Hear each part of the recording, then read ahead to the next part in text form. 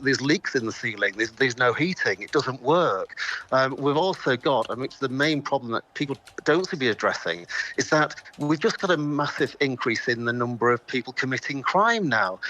It's not the backlog of the existing cases and the problem with juries. It's the fact that we've actually got more and more and more people committing more and more different types of crimes. It's an exponential growth in the number of people committing crimes. But that's a huge problem to fix, isn't it, going to the source? And not to say we shouldn't try that, but what he's tasked with is going, how... Of course, yes, but how do we look at the criminal justice system and speed up justice and ensure that the whole thing works better? Early release from certain crimes in prison, that's one thing. What else? Just give me one idea that you would suggest that we should do.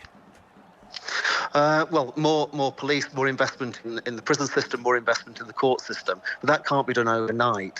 But it needs a full and proper investigation and to take account of the people actually working within the criminal justice system, not to introduce a bill that wasn't really part of the manifesto, to give 3, 4, 5 days conversation within Parliament and then make decisions to how this is going to affect, but crucially going to affect and potentially take away the right to trial by jury. It's none of this makes sense, Claire. None of it makes sense at all from a lawyer's perspective.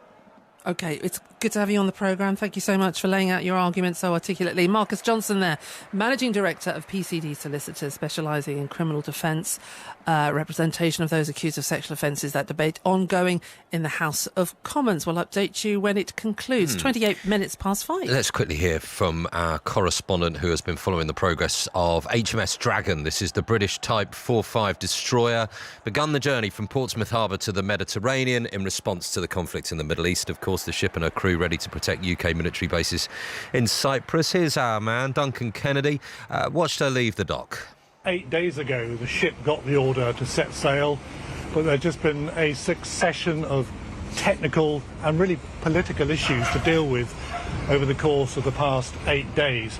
The technical issues involved in this were the fact that Dragon was simply not meant to sail. It was meant to go on a mission up to the northern Arctic area, into the Arctic Circle, later on this year, having done a huge mission over the course of 8 months last year. It was gone from Portsmouth between April and November, and it was back in the harbour for the massive maintenance that these ships require. And for the government to suddenly say on Tuesday, we need you to get to sea again, last Tuesday, that was a tall order. And they've been working round the clock to get supplies back on board, to refit things. In some cases, they've even been doing things like welding. It's that kind of really heavy-duty maintenance that they've had to put in the past 8 days. The union said that the whole contract of labour wasn't quite right. The ship maintenance workers were only able to work between 9 and 5. Serco, the contractor itself, denied that flatly, saying that wasn't the case. The hours are much longer and there was provision to do maintenance outside of office hours. So those are the technical problems. Politically, you've had people like former sea lords, politicians and others, including people around here in Portsmouth, saying this has been an embarrassment. This ship should have been ready, or one like it should have been ready, perhaps even set sail already, because the Americans are pushing lots of their ships into the region. Yes. Others have said that this is not the Navy's finest hour for not having one of these vessels ready, but it does seem to be ready now. So there you go, HMS Dragon on the way to the Med. Meanwhile, you've got RFA Lime Bay, another ship. It's a Bay-class landing ship, they call it, not a warship, and that has been told to be prepared to deploy as well as part of prudent planning. They're saying its facilities are as a support ship, make it well suited for humanitarian and disaster relief missions. So we'll keep an eye on that one. It's currently in Gibraltar, by the way. So we shall see. Oh, that's it from us, isn't it, Claire? That is it. We're done. That is it. We're done. We're going to hand over shortly to Kelly Cates, who's going to present a busy night of Champions League action here on 5 Live and Sports Extra. About to get underway. Commentary and build-up to Galatasaray against Liverpool straight after us from 5:30. It's 5:30 now. The voice of the UK. This is BBC Radio 5 Live. With the 5 Live News, I'm Nick Hatfield. The British warship HMS Dragon has left Portsmouth and is heading to Cyprus. The Type 45 destroyer is being deployed to the Mediterranean after a drone hit the runway at an RAF base in Cyprus earlier this month. Meanwhile, the US Defence Secretary says today's attacks on Iran will be the most intense since the Middle East conflict began. Pete Hegseth also told reporters at the Pentagon Iran had fired its fewest missiles in a 24-hour period. Joey Barton has been remanded in custody after appearing in court charged with an assault near a golf club in Merseyside. The 43-year-old appeared along with a second man, Gary O'Grady, who's 50 and from the Huyton area, who's also charged with assault. He was released on conditional bail. And Glasgow's Central Station appears to have avoided any serious damage after a large fire destroyed a nearby listed building. Scotland's busiest train station has been closed since the fire started on Sunday afternoon. The latest travel for you, and staying with Glasgow, and Glasgow Central Station will be closed for the rest of today into tomorrow as well. That's affecting all services. It has meant that the routes have been extra busy. So the M74 has been heavy, northbound approaching the Kingston Bridge at Junction 1 at the M8, taking a good half an hour. The M6 in Cumbria, and all traffic being held back now at Kirkby Lonsdale. Junction 36, that's an obstruction. I'm not sure what it is. It could be a breakdown. The M56 in Cheshire, eastbound at Junction 12 at Runcorn, again an obstruction. We're not sure what that is either, but the road is partly blocked. Then delays on the M1, so one lane closed where a vehicle caught fire, but it was closed. So Junction 13 at Bedford, at Junction 13 northbound is still where the queues are. You've still got delays on the M20 coastbound, Junction 7 at Maidstone, partly blocked by an accident, backing up to 4 at Leybourne. And the M42 has an accident at Junction 9 at Coastal. It's only partly blocked, so you can get round the scene. Warner Merchant, 5 Live Travel. Strikes have begun against Iran from Israel and from the US. BBC Radio 5 Live. What we're going to do is give you some context, help you understand really what's going on, what it means for us here in the UK, what it means globally as well. We've now got a new front in this war which is spreading. We are shaken with fears, but we still have hope. Let's dig in a bit more into what will be happening in embassies and foreign ministries right around the world. We are in an incredibly changeable political situation with the Middle East conflict, and the reason the gas price is so important is that feeds into the price we pay on electricity. BBC Radio 5 Live. Listen on BBC Sounds. This is 5 Live Sports, the Champions League with Kelly Cates. Listen on BBC Sounds. Hello, there is a big night of Champions League football ahead as the round of 16 gets underway. Galatasaray against Liverpool is our first commentary of the evening. That one kicks off in about 10 minutes' time at 5:45. Then we're straight to St James's Park on 5 Live. We will bring you full commentary of Newcastle against Barcelona at 8 o'clock. And you'll also be able to find full commentary of Atletico Madrid against Spurs. That's on Sports Extra. That is at 8 o'clock as well. We'll also keep you across all the EFL action this evening. We'll reflect on day one of Cheltenham. But we need to get underway because kick-off, as we say, just about 10 minutes away. Galatasaray take on Liverpool in the first leg of the Champions League round of 16 in Istanbul this evening. Conor McNamara has the team news for us. Evening, Conor. Big return for a Liverpool player. Good evening, Kelly. Yes, absolutely. Well, first of all, I can tell you 5 changes in total for Liverpool from their last game, which was the FA Cup win against Wolves at Molineux on Friday. Mamardashvili in goal because Alisson hasn't travelled. Konate and Kirkes are both back in the defence. Florian Wirtz makes his first start since returning from injury, and Hugo Ekitike will lead the line. He has been Liverpool's top scorer this season. For Galatasaray, 2 changes from their game at the weekend when they beat local rivals Besiktas to further extend their lead to the top of the Turkish Super League. Wilfred Singo comes in at right back, and in the absence of Leroy Sané, the former Manchester City player who's on the bench, Noah Lang comes in on the wing. Stephen Warnock is alongside Conor for this one, former Liverpool defender. Stephen, before we get into the nuts and bolts of the team news, we need to talk about how important a game this is for Liverpool and for their manager, Arne Slot. There's an opportunity here, but there's also potential for a big setback. Yeah, there is, because of the atmosphere inside the stadium. It's so difficult to play in an environment like this, and they've been here before, Liverpool. They've suffered defeat, so they know how difficult it is to get a result, but also as well because of the way the season's going, Kelly. It's not been good. They've underperformed all season. However, a good run in the Champions League and potentially lifting the Champions League might just change the focus around Arne Slot. Stephen, we'll be back with you and Connor very shortly. We'll also hear from Arne Slot. But it's also day one of Cheltenham, and the final race of the afternoon has just finished, Rob Nothman. Yes, and it was another victory for the UK runners, Kelly, on what's been an unusual opening day because the Irish haven't quite dominated to the same degree as normal. Lossiemouth was a hugely impressive winner of the champion hurdle. She loves Cheltenham and was winning here at the festival for a third time for trainer Willie Mullins and jockey Paul Townend. Mullins also won the Arkle Trophy with Cargese, but as I said, unlike the last few years, British runners had plenty of success. The penultimate race, the Plate, was won by Madara, trained by Dan Skelton, and Nicky Henderson has just taken the last race with Holloway Queen, having won the first of the day with Old Park Star. So at the end of the first day here at Cheltenham, Kelly, it's Britain 4, Ireland 3, and we haven't said that very often in past years. Certainly not, Rob. Thank you very much. We will talk more about Cheltenham during half-time in the match between Galatasaray and Liverpool. But Galatasaray's Victor Osimhen has 7 Champions League goals in 8 matches this season. So Arne Slot was asked if Liverpool have made any specific preparations. Yes and no. We always take special precautions against very good football players. And we are facing a lot of them because in the Premier League there are a lot of good football players as well. And it's clear and obvious that Victor Osimhen is one of them, but he's not the only one that is a really good player here at Galatasaray. The good thing is, again, our centre-backs have already played him, so they know what to expect. Maybe they even played against each other more often. I would not be surprised if Virgil played against him when Osimhen was at Napoli, but I'm not sure. And the same for Ibu. So, yes, we know how good he is. But we're also aware that he's not the only very good player they are having. We've already lost against them, so that tells you how difficult of a game it is for us. These fans over here are very impressive. We've noticed that when we played here. The good thing is we've experienced already once now. That's maybe a positive thing, where the Galatasaray players are experiencing this every home game.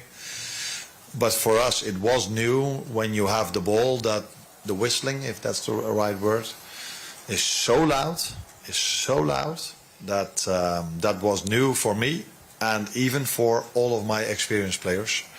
So the good thing is that we've already experienced it, but we not only play against the fan, we also play against 11 very good players that are a very strong team managed by a very good manager. And Conor McNamara and Stephen Warnock are back with us. Stephen, Arne Slot talked about the atmosphere and the whistling, which, to be honest, is hard to listen to even when you're just watching on television, let alone being in the stadium, let alone playing in front of it. But the other thing that atmosphere at Galatasaray does is that it increases the intensity of the way that Galatasaray particularly start those matches. Given how slow Liverpool's build-up has been at times, is that something that they're going to have to deal with this evening? Yeah, they're going to have to change the tempo completely. I think that's one of those things which galvanises the player. It lifts them, it gives them extra energy to start the game so quickly and on the press and on the front foot, and Liverpool are going to have to deal with that. Often you think in European football you want to take the sting out of the game, but I think if Liverpool can match them for that intensity early on in the game, their quality really should show through. But as we've seen in recent weeks, Liverpool, they tend to die out in the second half. It's whether they can continue at that intensity for 90 minutes, because they're going to have to tonight. Does Florian Wirtz being included from the start help them with that? It does to a certain degree, because he'll take the ball in tight areas, so when Galatasaray are pressing, he's not afraid to get on the ball. And it sounds really strange, this, but he's not afraid to lose the ball, so he will try things, but when needed to, he will keep hold of the ball, he'll retain it under pressure, and that's vitally important. My only issue with him at the moment is his athleticism.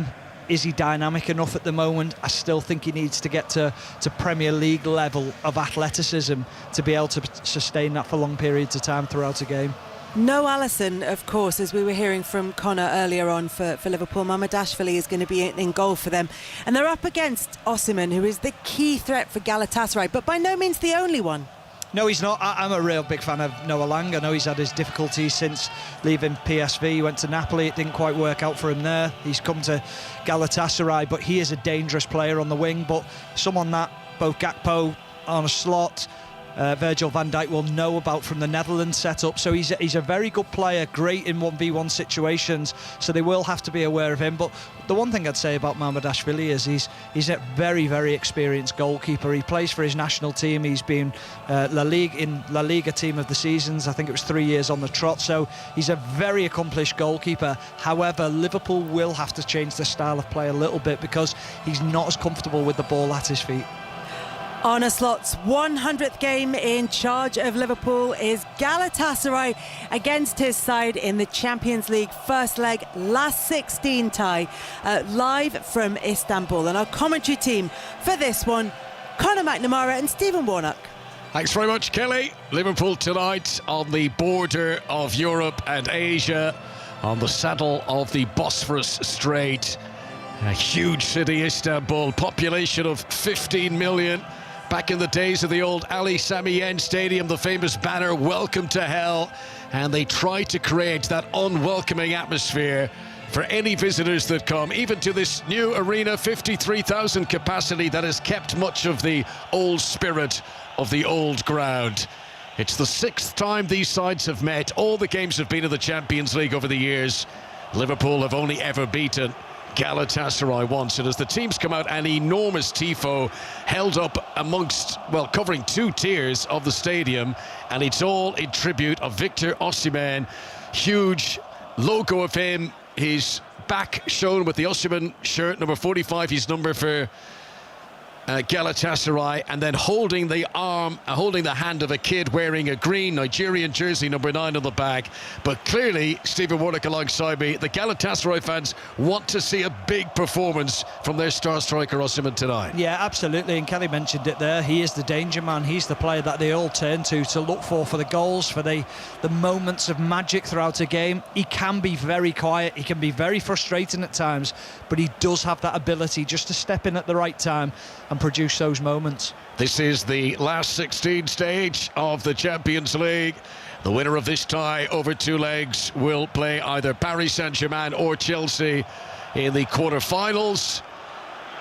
Galatasaray, who had to come through a knockout playoff round to reach this stage, but they beat Juventus, the Italian giants, over 2 legs, and they'll feel they have every entitlement to be here.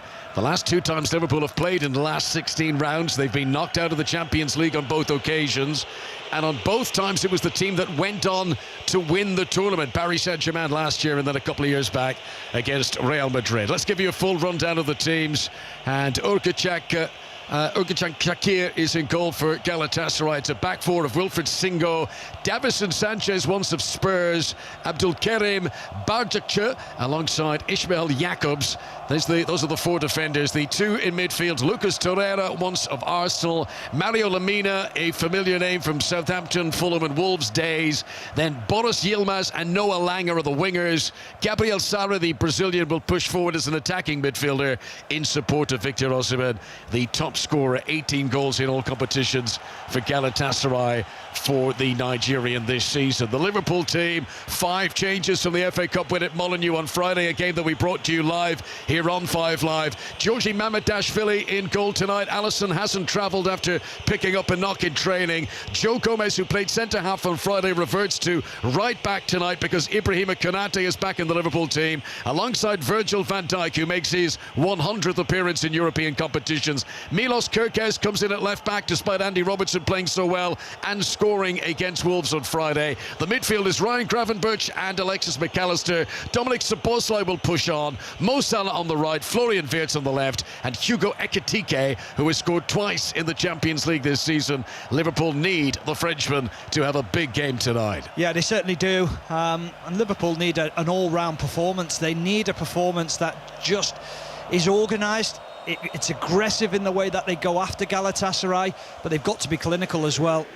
Liverpool, who have already played at this stadium this season and have been beaten, as Galatasaray immediately from kickoff boost the ball forward, send it long into the Liverpool penalty area and give an early touch of the ball to Georgi Mamardashvili, who came on as a substitute at this stadium in September when Liverpool were beaten here. He didn't concede a goal while he was on the pitch. Alisson went off early stages of the second half, having conceded a penalty scored by Osimhen early on in the game. As Liverpool come on the attack for the first time tonight, Mo Salah Salah just outside the penalty area on the right-hand side. Gravenberch drops his shoulder on the edge of the box, gives it back to Salah, inside the penalty area now, makes a burst towards the byline, and then the ball comes back off him a second time. Briefly, Liverpool thought they would get a corner there, but the last touch off Salah, and that is a goal kick to Galatasaray. Galatasaray 0, Liverpool 0 in the Champions League on 5 Live. Yeah, good start from Liverpool and brilliant play from Ryan Gravenberch, getting on the ball, dropping his shoulder, beating a couple of players, feeds Mohamed Salah. So often we see Salah come inside on that left foot.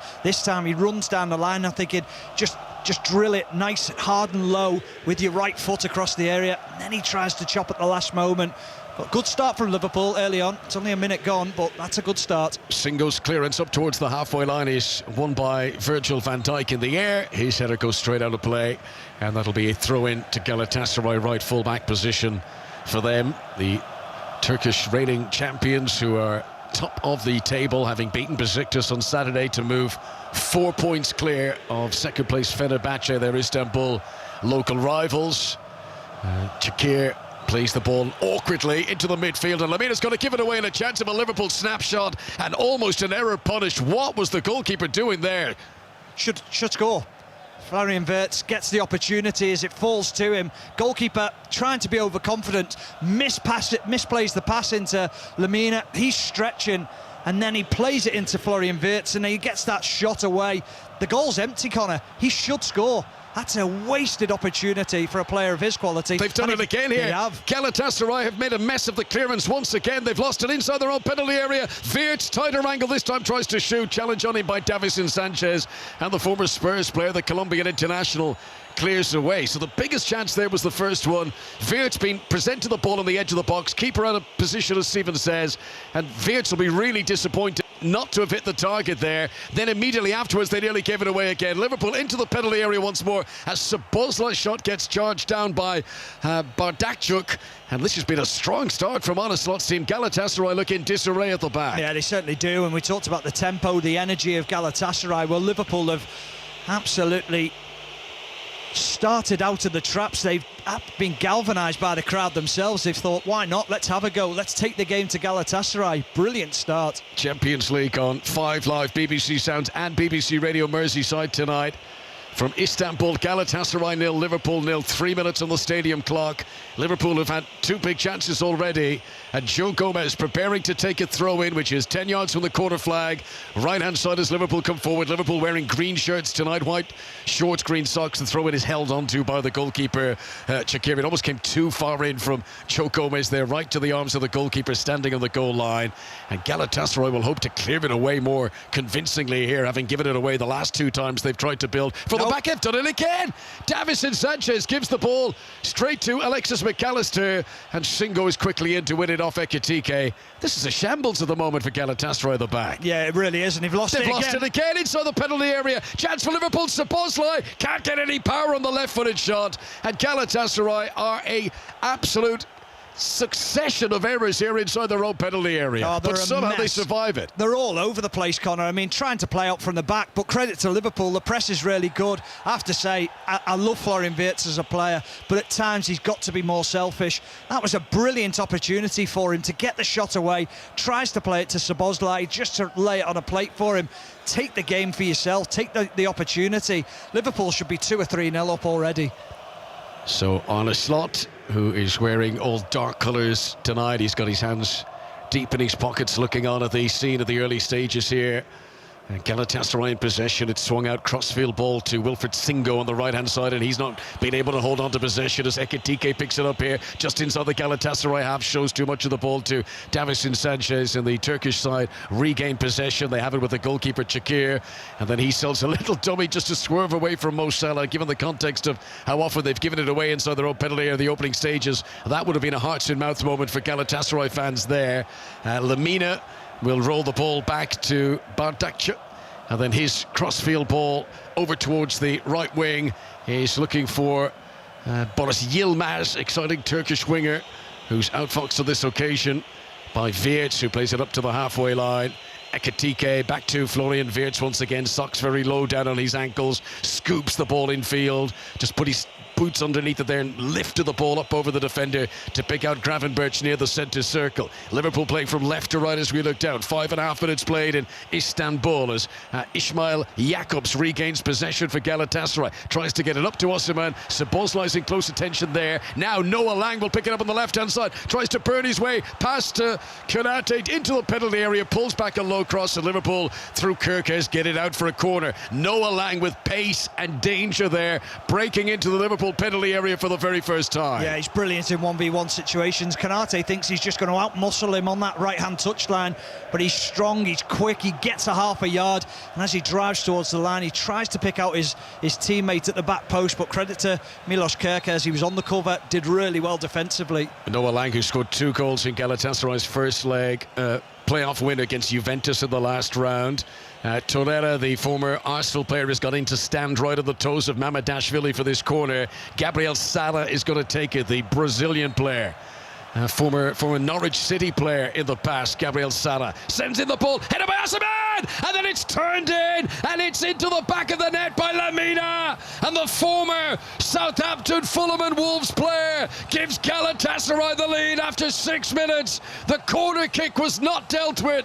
Brilliant jump by Osimhen to win it in the air, and then reacting first was Lamina, and it's Galatasaray 1, Liverpool 0 in Istanbul. Well, the Galatasaray fans simply can't believe what they're seeing. The team should be 3 or 4-0 down within the opening 4 or 5 minutes, but then they get the corner kick, back post area. Osimhen's too big.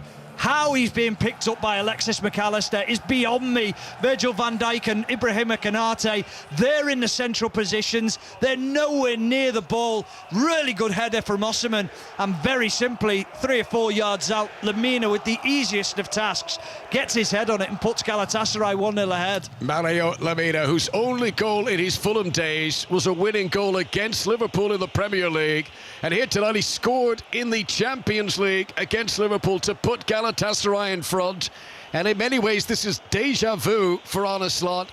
We think back to September when Liverpool came here in the league phase. They conceded an early goal that night, which proved to be the only goal of the game. Galatasaray 1, Liverpool 0, almost 8 minutes played. 5 live and BBC sounds. This is Joe Gomez, midway inside Galatasaray territory. Torreira comes across to try and disrupt. Gravenberch gets a touch, but he can't hold on to it. And then it's going to be cleared away here by Jakobs, up towards Osimhen, who controls it impressively on his chest, but he can't pick out Yilmaz with the pass, and Virgil van Dijk regains possession for Liverpool, who've got to keep their nerve here, keep calm. There's a long way to go tonight. There's a long way to go in this 2-legged tie, but it's not been a good start for Liverpool, who should have scored early but have conceded early. Noah Lang picks up possession, sets off towards the halfway line on the left wing, veering infield to give the ball to Gabriel Sara. He's under pressure from Szoboszlai, and a bit dangerously on the edge of his own penalty area, rolls it back to Bardakchuk, and then they'll work it out to the right-hand side. Wilfried Singo, Ekitike sprints over to put pressure on him there. Liverpool are definitely making it difficult for Galatasaray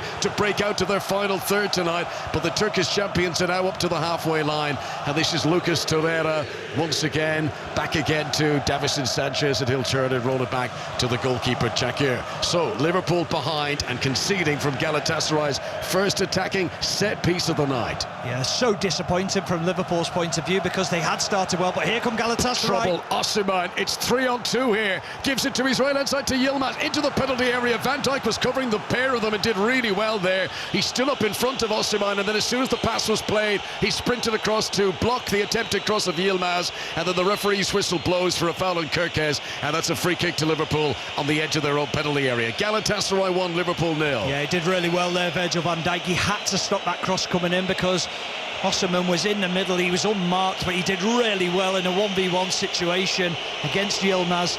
But Liverpool, all of a sudden, from looking so comfortable and confident in the first 5 minutes or so, they conceded that goal, and it's really rocked them.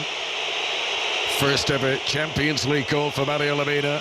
First of this season for Galatasaray, for the Guinea Basso player too, as Mo Salah tries to come forward down the right-hand side. Was that a foul on Noah Lang? He's down on the deck. The referee says to play on. Salah to the byline down the right-hand side. Davison Sanchez has been dragged out of the centre. Gives it back to Joe Gomez. Cross into the centre is cut out just about by Jacobs. But Galatasaray can't hold on to possession for long. It falls to Gravenberch, who plays a poor pass. And now it is rolled back to the goalkeeper by Jacobs.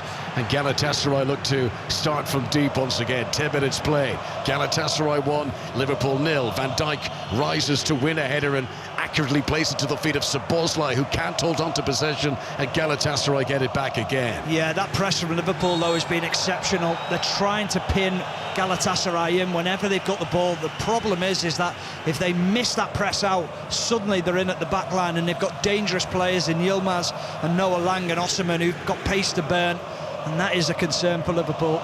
There are 3 Champions League last 16 ties being played later on this evening with 8 o'clock kickoffs, 2 of them involving English teams. We'll bring you commentary of Newcastle against Barcelona from St James's Park. That's an 8 o'clock start here on 5 Live. Noah Lang down the left-hand side again, sends in a cross which Virgil van Dijk has to do a diving header to clear away. Back in again from Jacobs. Osimhen's header is only just off target. Rising at the far post. The player with the protective mask across his face wins the header again, and that was agonisingly close to a second goal for Galatasaray tonight. Yeah, well, Joe Gomez finding life a little bit difficult down this right-hand side because he's getting no help, and Konate got isolated in a 1v1 situation with Noah Lang. As the ball comes back out, he's caught in almost the right-back position. Van Dijk's isolated in the middle. Osimhen gets the jump on him. He should score. He should do better.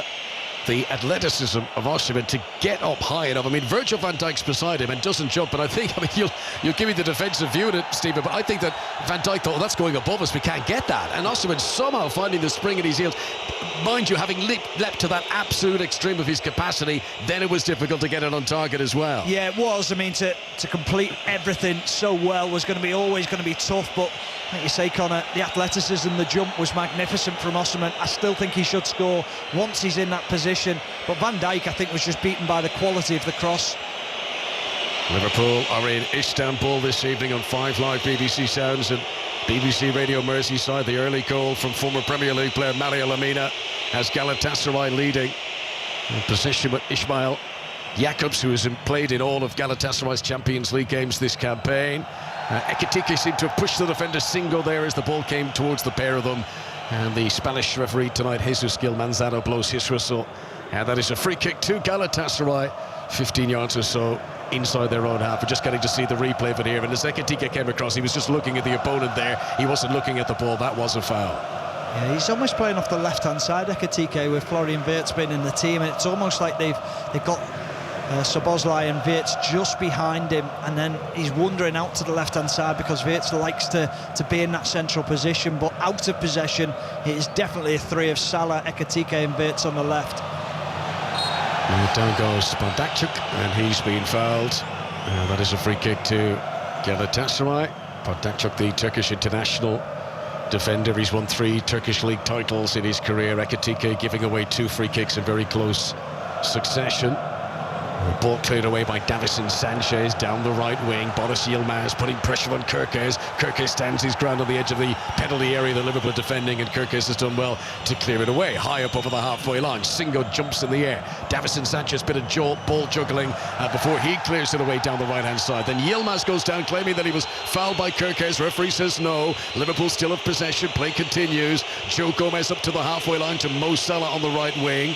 It's a game that's been played with all the intensity you'd expect of a last 16 tie in the Champions League. There's been unforced errors from both teams in the early stages here. We're into the 15th minute now. Galatasaray leading Liverpool by an early goal to 0. Challenged by Singo on Wirtz on the far side, of the ball goes out of play for a Liverpool throw. Yeah, crowd really getting behind the home team now, understanding the intensity that they can play at. Now they've got a little bit of confidence as well. But Liverpool just out of sync with the passing a little bit, firing them in at the wrong time. Not appreciation on the pass for the player receiving the ball.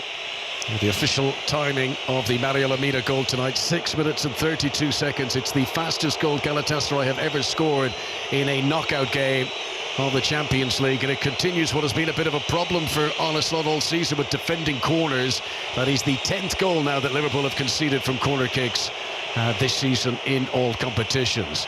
as Bardakchuk again is backpedaling because Szoboszlai had made a run forward, but the defender wins the header, and then it's down the deck again for Wilfried Singo, and Galatasaray bring it over the halfway line again. When you talk about the defensive set pieces, I think the goal sums up everything. Alexis McAllister trying to pick up Osimhen, but I've seen that so many times this year from Liverpool, where I understand it, you want to leave your two big players free, but also as well, if your two big players mark their big players, they can't win the headers, or they're under more pressure than they would be from Alexis McAllister. So I think it's their own downfall, if I'm being completely honest. Liverpool on the attack. Ekitike wins a throw-in, level with the edge of the penalty area that Liverpool attack. Joe Gomez takes that throw-in, gives it to Szoboszlai. Forward to the feet of Ekitike. Good ball. Salah, McAllister, chance for Wirtz. Shot on target is saved. And Shakir makes a really good stop there. That's another big chance in the game for Florian Wirtz. He's about 10 yards out. He kicked it low down into the turf, and it was propelled away by the keeper. Yeah, he scuffs it, but why don't Liverpool players want to shoot? Great opportunity for Alexis McAllister to get his shot away. Wants to play the next killer pass into Florian Wirtz, but I thought McAllister should have taken that shot on himself. Wasted opportunity again from Liverpool. Yes, it's a slick build-up, a flurry of passes to get into the penalty area. But as you say, Stephen, maybe one pass too many once they were in the box. Yeah, they just want that perfect goal, don't they? They want to make sure, but even the chance when it came to Florian Wirtz, he had to take a touch. It wasn't the perfect pass into him, it was fired into him, so he had to take a touch, and then he almost scuffed his shot into the ground. Well, Liverpool creating opportunities, but there is that element of danger, the turnover in possession that we know Liverpool are susceptible to this season. Tonight is the 6th time this season the Champions League that Galatasaray have scored the opening goal in a game in this competition, and they've managed to win all but one of them so far. It's been a very good start for Okay Boruk's team. As Kirkiz's possession for Liverpool back inside his own half, rolls it to Virgil van Dijk. Galatasaray in their red and yellow halves, Liverpool in their green, their third kit tonight. Mo Salah gets possession on the right hand side, good blow ball into the edge of the D. Szoboszlai tries to return it to Mo Salah, but good covering there by Ishmael Jacobs again. Jakobsen, the ball is cleared away. Konate comes first, Konate, who drills it in just over the top. Ibrahima Konate let fly there from outside the box, and that was very close to a Liverpool equaliser. Yeah, well, he stepped in, Konate, because he'd win in the ball, and then he wins it, and as he steps forward, he almost overplays the ball, and it sits up perfectly for him. Takes the strike. I don't think Shakir would have saved it had it been on target. It was ferocious, it was hit so well. And we're just seeing a replay again of the Florian Wirtz opportunity. He's better than that. He scuffs it completely, bounces it into the ground, and a very comfortable save for the Galatasaray keeper. Yes, Liverpool trailing to Mario Lemina's early goal from a corner, but if you were to summarise Liverpool's performance so far, two glorious chances for Florian Wirtz. The more replays you see of them, the more straightforward they appear, and he didn't hit either of them well, as Torreira has done a good mopping up job on the edge of his own penalty area here, and Gabriel Sala will break up over the halfway line now, gloves on, as he plays it low into the feet of Noah Lang, more central this time, into the penalty area. Osimhen, scuffed shot, comes across the face of goal, and Joe Gomez is able to clear it away, and then the referee's whistle blows, and that's a free kick to Liverpool, and Szoboszlai tries to take it quickly, and Mo Salah now will bring possession for the visitors up to the halfway line. Galatasaray 1, Liverpool 0, 18.5 minutes played on 5 Live. Yeah, well, there's that danger again. Liverpool press really well, but then they commit numbers forward. Sloppy pass into a forward area from McAllister, and then suddenly 3 players out of the game. Easy break for Galatasaray. I have to say, Joe Gomez, very, very calm in that situation at the back post. He just realised that Noah Lang had drifted across the other side of the pitch. He didn't really have anyone in behind him, causing him a problem. But that's the concern, Connor, the way that they break Galatasaray. Liverpool are just so easy to counter-attack against. Lots more Champions League football coming up for you on 5 Live later on this evening. Newcastle against Barcelona from St James's Park. Atletico Madrid against Spurs available on Sports Extra. And then tomorrow night, more Champions League football with Leverkusen hosting Arsenal in the tea-time kickoff. And then a huge game, Real Madrid against Manchester City at 8 o'clock. You can listen to both of those games tomorrow here on 5 Live. And from lunchtime tomorrow, day 2 of our Cheltenham coverage gets underway at 1 o'clock in Sports Extra. Galatasaray on the attack again. Osimhen gets a touch ahead of Mamardashvili, sprinting off his goal line, but Osimhen can't control it. It goes out for a goal kick. He might have been offside anyway. What a ball from Yilmaz on that right-hand side. It's not actually Yilmaz, it's Gabriel Sara. Lovely outside of the foot pass into Osimhen. Osimhen just a fraction too early, but he had Mamardashvili panicking, he had him scrambling. Just a heavy touch from Osimhen, but that's that quality again from the forward areas of Galatasaray. Yes, Norwich City fans will remember Gabriel Sara. Record signing when he joined them. He was their player of the year and wasn't to hang around for too long. Now doing good things at Galatasaray. And cheers and boos with Liverpool in possession, and now there'll be a cheer as Galatasaray regain the ball. Back with Bardakcic on the halfway line. Galatasaray, who were so unsettled in possession in their own final third in the opening few minutes of this game, but now they look much more composed, reinforced by the one-goal lead they hold. It's quite interesting with Galatasaray. They're very unbalanced in terms of how comfortable they are on the ball in forward areas, but at the back they are very uncomfortable, but they found a way out again. Jacobs down the left wing, plays it back to Noah Lang, right-footed delivery, it bounces awkwardly in front of Mamardashvili, who tried to shovel it away and scoop it. And he looked uncomfortable as he did so. Now, he did get it away, just didn't look very comfortable doing it. And Mamardashvili was put under pressure by that cross from Noah Lang there. Oh, it's just a delightful ball from Noah Lang. Konate doesn't want to get a touch on it because he's panicking that he can only flick it, and the chances are he's going to flick it towards goal. Osimhen gets himself in between Van Dijk and Konate, but Mamardashvili, he watches it all the way right until the last second, pushes it round for a corner. That would have got in. It was meant as a cross, but it was bending into that bottom corner before Mamardashvili was able to shovel it away. Corner to Galatasaray. They scored from the last one of these. Played it towards Osimhen again. This time Virgil van Dijk comes across and gets a firm forehead on it, and Gomez should be able to slide in and clear it away here in the right full-back position. Gets the ball up to Mo Salah. First time touch to Dominic Szoboszlai. Liverpool are trying to launch a counter-attack here. Galatasaray a bit thin at the back, and Szoboszlai tried to play it over to the left-hand side to Ekitike, but it was cut out by Lamina, and Galatasaray pick up possession and come on a counter-attack of their own, and the game is wide open at the moment. Alexis McAllister lunges in and commits a foul near the halfway line. Free kick to Galatasaray midway through the first half. Galatasaray leading Liverpool by 1-0 in the Champions League last 16. Basketball game, absolute basketball game, and the way that it's being played, end-to-end stuff. Liverpool with very little control, Galatasaray with no control either, but both teams wide open at both in midfield and at the back, and at the top end of the pitch there's better quality from both teams. I have to, when I watched Dominic Szoboszlai then, he did the right thing in not playing the pass too early. Florian Wirtz was offside, but then he just took a heavy touch, overran it, and a missed opportunity again for Liverpool. Salah stands over the free kick. Plays it towards a busy Liverpool penalty area. Virgil van Dijk jumps again, wins his header.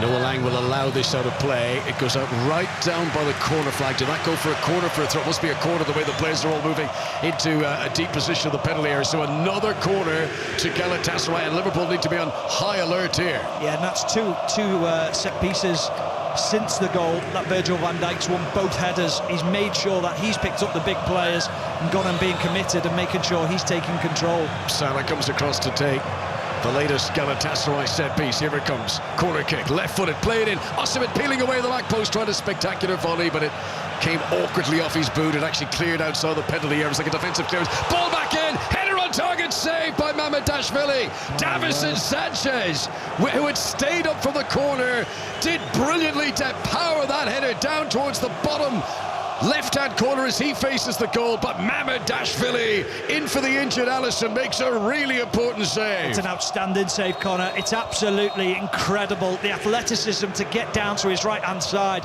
and save it. Sanchez thinks it's in, he's wheeling away, but he gets in between Van Dijk and Konate. What a game we've got. Davison Sanchez, who scored against Juventus in the last round, his first ever Champions League goal. Terrible corner this time. Gabriel Sara, you rarely see that actually. Corner kick comes in and hits the side netting, regardless of not beating the first defender. That barely got on the pitch. He just kicked it straight out, did Gabriel Sara. 25 minutes played, Galatasaray 1, Liverpool 0. I spoke about Van Dijk taking control of the set pieces, and then that corner came in. It was Osimhen again on Alexis McAllister, and he had the opportunity to get the shot at goal, got it horribly wrong. But Liverpool at 6s and 7s from set pieces. Liverpool struggling to defend set pieces, and they've not taken the chances that have come their way. And Arneson, who's having quite a stressful time of it, losing in the Premier League at Wolves this night last week. He's not had much comfort in the opening 25 minutes of this game tonight. The goal from Mario Lemina, separating the teams in Istanbul. They'll do it all again next week in the second leg back at Anfield. The winner of this time will play either Paris Saint-Germain or Chelsea in the quarter-final. Free kick to Liverpool. Dominic Szoboszlai standing over it, and we know that he likes to hit from distance, but even for his capabilities, this is surely too far out.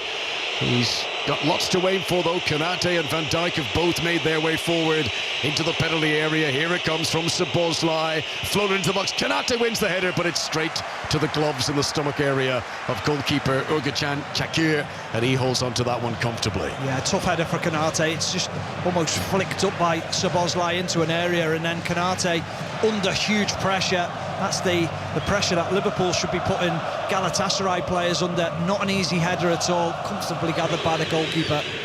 Okay, Buruk, the Galatasaray head coach, he puts his faith in experience. Of the teams left in the Champions League, Galatasaray, the oldest averaged age.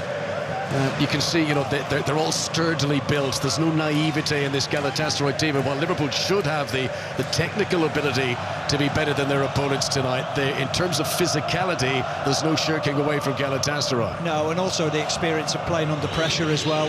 You've got that mentality of going up a goal ahead and understanding how to play this game and not being fearful of getting on the ball. Here is Boris Yilmaz attacking down the right wing. Osimhen is in the centre, sends in the cross which flashes in front of him. Noah Lang is going to keep it in play on the left wing. Still danger for Liverpool to be aware of. Lang, the Dutch international, sends in a cross. Ibrahima Konate wins the header on the edge of the 6-yard box. It comes down for Jacobs. Galatasaray still on the attack down the left-hand side. Noah Lang flicks it beautifully into the area. Jacobs low across the face of goal, and Konate has to scramble it away, and Liverpool remain under intense pressure whenever Galatasaray come forward. Lang looks like a world beater on this left-hand side for Galatasaray. Giving the ball, wants to take people on. Lovely little scoop over the head of Salah and Gomez into Jakobsen. He just can't pick out Osimhen. It's Konate at that front post area, cutting out the danger. Noah Lang, who started this season with Napoli in Italy, came with the transfer window to Galatasaray. Tonight is his 40th Champions League game. He's experienced at this level. Salah here plays the ball up to Ekitike, still 10 yards inside his own half. Tries a back heel to return it to Salah. That doesn't work. Jacobs regains possession. Galatasaray are the team on top of the moment. This is Salah coming in off the left wing. Konate's been dragged out of position. Now through the middle, Lemina returns it into the box. Salah, Konate was there and pushes him. Well, it was more of a shoulder than a push. Salah goes down. Referee was close to that, says no penalty. I'm sure video assistant referee will look at the background, but he didn't really raise his arm, Konate, and I think he'll get away with that one. Yeah, it's a good old-fashioned shoulder barge from Konate. He gets along Salah, makes sure that he's physical with him, doesn't have to get his body in front of him, he just brushes him aside. Really good defending from Konate, but again, Galatasaray, they're just inventive, aren't they, going forward? There's all different ideas as they go into those forward areas, and Liverpool finding life difficult to deal with them. If you're just joining our coverage, Galatasaray leading Liverpool by 1-0. Mario Lemina, the former Southampton, Fulham and Wolves player, scoring the goal after 6 minutes 32 seconds, a header from a corner. As here comes Gabriel Sara through the middle of the midfield, gives it to the right-hand side. Singo is up, joining the attack, sends in a cross, been missed by Konate. Osimhen shoots and puts it over the top. Konate got away with that one. It should have been cleared by Liverpool's French central defender, and usually when it falls to Osimhen in the penalty area like that, it usually ends up in the back of the net. Yeah, it's just lazy from Konate, switches off. I think he's worried about Osimhen and where he is, and he almost just swipes at the ball rather than just putting his foot through it comfortably. He actually had loads of time, Connor. He could have taken it down. He was under no pressure, but such is the presence of Osimhen, such is the intensity of this atmosphere, that's just putting Konate on the back foot. He's feeling a little bit uncomfortable, and that's what the atmosphere can do. If anything, Osimhen would just see the replays. He's hit that too hard. You know, the chance comes and he tries to take the net off, but probably needed a more delicate, accurate shot in that position, and he would have had the time to consider it a little bit more. Half an hour played in Istanbul, and I think there's been a clash of heads, certainly a coming together between Mario Lemina and Dominic Szoboszlai, and both players might need treatment here. They jump in the air. It's the arm of Szoboszlai that sort of goes into the side of the neck of Mario Lemina. I don't think it's a particularly firm challenge, but of course any contact with the head, and players tend to go down these days. Lamina will get some treatment, and for the first time since kick-off, a little bit of a breather in a game that's been played 100 miles an hour so far. Yeah, it certainly has, and Liverpool started 100 miles an hour themselves and should have been 2 or 3-0 up early on. Well, Galatasaray got themselves ahead in around about 6-minute mark, much to the annoyance of Arne Slot.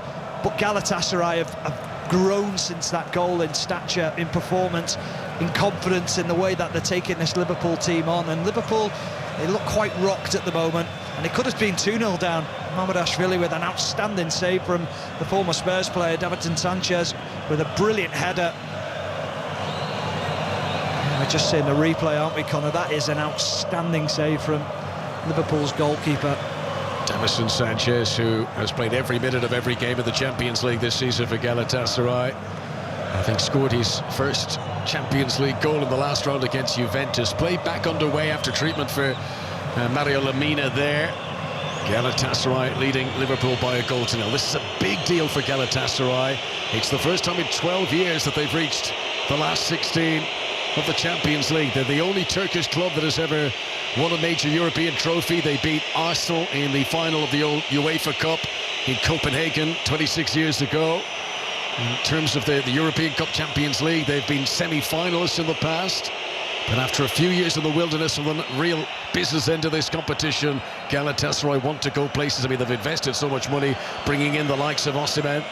And now they've got a lead against Liverpool, which, if anything, they'll be a little bit disappointed that they haven't built on. Foul in the midfield here on Gravenberch, gives a free kick to Liverpool, who have possession of the central third. Well, they're a team of misfits, aren't they, Galatasaray, in terms of the Premier League? So they know the tempo of the Premier League. They understand that what Liverpool will bring, so they're used to that.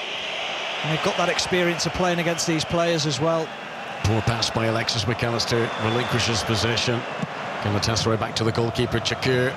His long right-footed clearance goes high up over the halfway line. Joe Gomez backpedaling, wins a header, and then it's chested down and just about controlled by Noah Lang, and he plays it off the defender out for a Galatasaray throw. Midway inside Liverpool territory, left-hand side of the field as Galatasaray come forward. 13 minutes to go until the break. 5 Live BBC Sounds and BBC Radio Merseyside tonight. Liverpool in Istanbul and trailing by a goal to nil.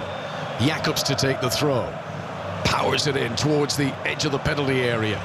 Florian Wirtz is going to try and get close to Yilmaz, but he can't get a touch of the ball. This is Singo, midway inside Liverpool territory. Plays it up to the impressive Sara. Oh, he's done really well to turn Gravenberch, but then runs into Konate, and down he goes, and Galatasaray fans are screaming for a free kick. The referee says no, though, and Liverpool are able to continue, but Sara, he certainly looks a player. Oh, he certainly does, and he just overran the ball ever so slightly, so he knew he wasn't getting there, so he tried to kid the referee, hoped that he would get that. And Liverpool now, again, struggling. Yilmaz taking on Milos Kerkez, and Kerkez booked for that foul. They're playing so well. The sharper Galatasaray. That's not a yellow card. Just see the replay of it. Boris Yilmaz with Kerkez behind him. Oh, maybe it is. I think he sort of does. I mean, you just see whenever a player outside in possession slows down, the defender comes into the back of them, it's always a free kick, isn't it? Yeah, I think he just stood on his ankle, though, didn't he, and down his Achilles, and I think that's what the referee spotted. However, how's he meant to stop that momentum of running into him? I think it's purely accidental. It will be a sore one for Yilmaz. I think it was more the reaction of Yilmaz, the rolling around. The referee thought, well, this must be quite bad, so I'll brandish the yellow card. Last time these sides met in September, Boris Yilmaz was the player fouled by Szoboszlai for the penalty that proved to be Galatasaray's winning goal in that game. It's going to be a free kick to Galatasaray on the right wing here. There's just getting to see a few slow-motion replays of Gabriel Sara and some of the twisting and turning that he's done in the midfield to elude McAllister and Gravenberch. The Brazilian, the former Norwich City player, in very good form tonight. Yilmaz is back up on his feet. He scored his first ever Champions League goal in the last round, the second leg against Juventus, Boris Yilmaz. And now Salah is standing over this free kick, which is a good 25 yards outside the penalty area. Wide out by the touchline on the right-hand side, and they've taken it short. Noah Lang picking up a deep position. Somewhat scuffed ball in, and then a flick header on by Lamina is comfortably saved by Mamardashvili in the Liverpool goal. He tries to launch it early, up towards Mo Salah, who had stayed forward. Salah to Wirtz, back to Mo Salah again, enters the penalty area, tries to cross it low for Szoboszlai, and back there was Ismail Jakobs to put it out for a corner. That was a good counter-attack from Liverpool. Mamardashvili looking for Mo Salah straight away. Yeah, lovely from Mamardashvili. Spotted Salah. The touch from Salah was outrageous. Picked it out the sky, cushioned it into Alexis McAllister, and then Liverpool breaking. Salah down that left-hand side. He's just looking for Ekitike at that back post. Well cut out by Galatasaray. Dominik Szoboszlai preparing to take the corner kick. Liverpool trailing in Istanbul in the Champions League last 16. 10 minutes to go until half-time. Liverpool in the change kit tonight wearing green shirts, and Szoboszlai awaiting the referee's instruction. Very busy 6-yard box, all sorts of jostling for position in there. Here it comes from Szoboszlai, floated in, goalkeeper comes, both fists on it to punch away as far as Wirtz on the edge of the area. Not a good ball by Florian Wirtz, and Galatasaray are able to clear it away up towards Osimhen, who fouls Gravenberch. Free kick to Liverpool. Yeah, poor from Osimhen. He doesn't need to do that. Gravenberch was under huge pressure, but as that corner was taken, it came out to Florian Wirtz. He's trying to be too clever, too cute. Just put your laces through it, have a shot, might take a deflection. It's almost like Liverpool want to walk the ball into the Galatasaray goal tonight. Tonight only the second time that Arne Slot has managed Liverpool in an away knockout game in the Champions League. Last season in Paris, he won the away leg against Paris Saint-Germain. Ultimately, Liverpool went out over the aggregate scoreline in that tie. Tonight they trail in the first half in Istanbul. Free kick which McAllister is going to take this time. Midway inside Galatasaray territory. Turkish toilet ball, everyone back to defend this. McAllister really taking his time. You can hear the jeers and the whistles. Now played short to Mo Salah, whose attempted flick on his charge down. Might be still alive here for Joe Gomez on the right-hand side. Tries to cross it in, but Jakciuk is able to make a block. And when it comes back to Gomez the second time, his attempted cross goes sailing over the crossbar harmlessly. And that is a goal kick to Galatasaray, who still lead Liverpool by 1-0. Big waste from Liverpool. Tried to play it short, tried to be clever, and the referee almost got in the way of Mohamed Salah's cross. Joe Gomez, as the cross came back to him, the deflection, he tried to help it back into an area, but he was always leaning back, always off balance. Just needed a little bit more composure, take the ball down. He was in a good position. That's the story of Liverpool's game at the moment, that lack of composure in the final third. Ball goes out of play in front of the respective dugouts. You don't see it very often, but Okay Barok, the Galatasaray head coach, is wearing a team scarf. He's got the sort of red and yellow Galatasaray colours. Looks like he's a fan down there wearing the... I mean, you don't see that often, no, you don't at all. So he's certainly showing his colours tonight, and his team in front. Okay Barok, who back in his playing days once scored a Champions League goal against Liverpool. That was 2006, the Ataturk Stadium. Back around the time when they were building this one. As a throw is taken by Gomez, looking for Ekitike down the right-hand side. Good close touch control from Ekitike in a tight corner there, and he's kept it alive for Florian Wirtz. 10 yards outside the penalty area, the Liverpool attack. Wirtz retreats, gives it back to Virgil van Dijk. Now Dominik Szoboszlai, central position. Poor pass Szoboszlai. Liverpool's pass completion rate will not be pleasant reading over half-time. Arne Slot's team who have made unusual choices at times in the past that they've chosen to play, and more often than not it's not worked out. They try to attack down the right-hand side this time. Szoboszlai's headed down, and Noah Lang is able to scoop that one away, and it bounces inside the centre circle, and Van Dijk just hesitated, and now suddenly Osimhen is able to come forward down the right-hand side. He's got Yilmaz outside him. Liverpool working hard to get bodies back into a defensive position. Osimhen and Yilmaz exchange a succession of little passes in between the two of them. Now they go back to Wilfried Singo, and now back to the halfway line once again, and in turn all the way back to the goalkeeper away to our right-hand side. Galatasaray 1, Liverpool 0. Yeah, Van Dijk and Gravenberch there thinking that Osimhen was the player offside, but Torreira was thinking, well, I'm not, I'll go and win this header. He was the one on the front foot, and then puts Galatasaray in the ascendancy again. They're just at 6s and 7s at the moment, Liverpool. There has to be more communication over the on the pitch to each other, because at the moment it looks like it's a case of, is it you, is it me, who's picking who up? There has to be more from this Liverpool team. Just over 5 minutes of normal time to play in the first half in Istanbul. A reminder that you can watch the highlights of all of this midweek's Champions League game on Match of the Day Champions League highlights tomorrow night on 10:30. And later on this evening, we'll bring you live commentary of Newcastle against Barcelona. Well, it's sure to be a great atmosphere at St James's Park. That's coming up at 8 o'clock. Joe Gomez here, sprints out. Noah Lang closing him down. Gets a little touch, and Galatasaray regain possession inside the Liverpool half. And they're quick to retreat as Jakobs turns and gives it all the way back to the goalkeeper. Not a great pass, mind you. And Shaqiri had to come way outside of his penalty area and slide to get the ball away. Gomez on the halfway line for Liverpool. Time running out in the first half for Arne Slot. Back to Mamardashvili, who's wearing all black, away to our left-hand side. Rolls it to Ibrahima Konate, one of 5 changes in Arne Slot's team tonight from the Liverpool side at the start of the FA Cup. Here's a chance. Ekitike, edge of the penalty area. Just couldn't have the room to get a shot away. Still his possession, Ekitike. Crossing it towards Kirkes. Wins the header. Florian Wirtz. Goal bound, but no power on it. A little tap of a header from Wirtz, and it's comfortably saved by the goalkeeper, Çakır. There was an opportunity there for Ekitike to get his shot away, but Florian Wirtz ran into his path as he managed to find across Ekitike to that back post. It was Kirkes who made a great overlapping run. Good header back, but Florian Wirtz almost running towards Kirkes and was off balance, and then the ball ever so slightly too high for him. It's a very, very open game. Here comes Noah Lang, and a deflection almost fell for Osimhen in the penalty area, but it just squirted away from him and goes out for a corner kick. But, you know, sometimes these two-legged ties in the Champions League can be quite cagey in the first half of the first leg, and they're kind of teasing each other out, but not. This is like the closing stages of a knockout match where they both know, you know, one goal could send them through. It's just end to end. It is. It's incredible. I think if you're a neutral, you'd be loving this game. If you're a Liverpool fan, you're thinking, what are we doing? If you're a Galatasaray fan, I think they'd be absolutely delighted, because they're going toe-to-toe with Liverpool, and they're actually playing better. Yes, you would imagine this has been played at a more frantic pace than Liverpool would have wanted. Arne Slot would have wanted more control tonight. Cross in again. Header one in the air again by Lamina, but this time too many bodies in the way. Liverpool continue to struggle to win that first header from set pieces. If Virgil van Dijk doesn't win it, it's invariably a Galatasaray player who does, because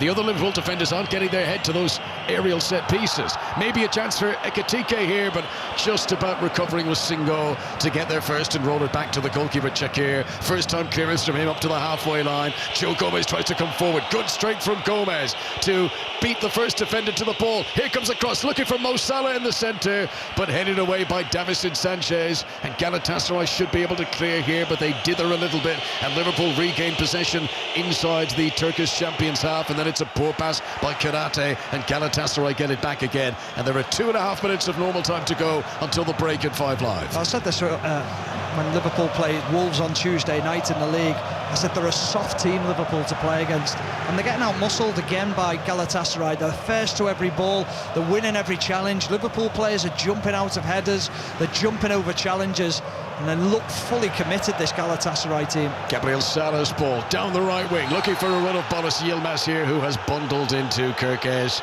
and that's going to be a free kick to Liverpool, and a chance to just take a breath for the Liverpool defence. Yilmaz on the right, Lang on the left, Salah and Osimhen through the centre have provided quite a test for the Liverpool defence in this first half in Istanbul.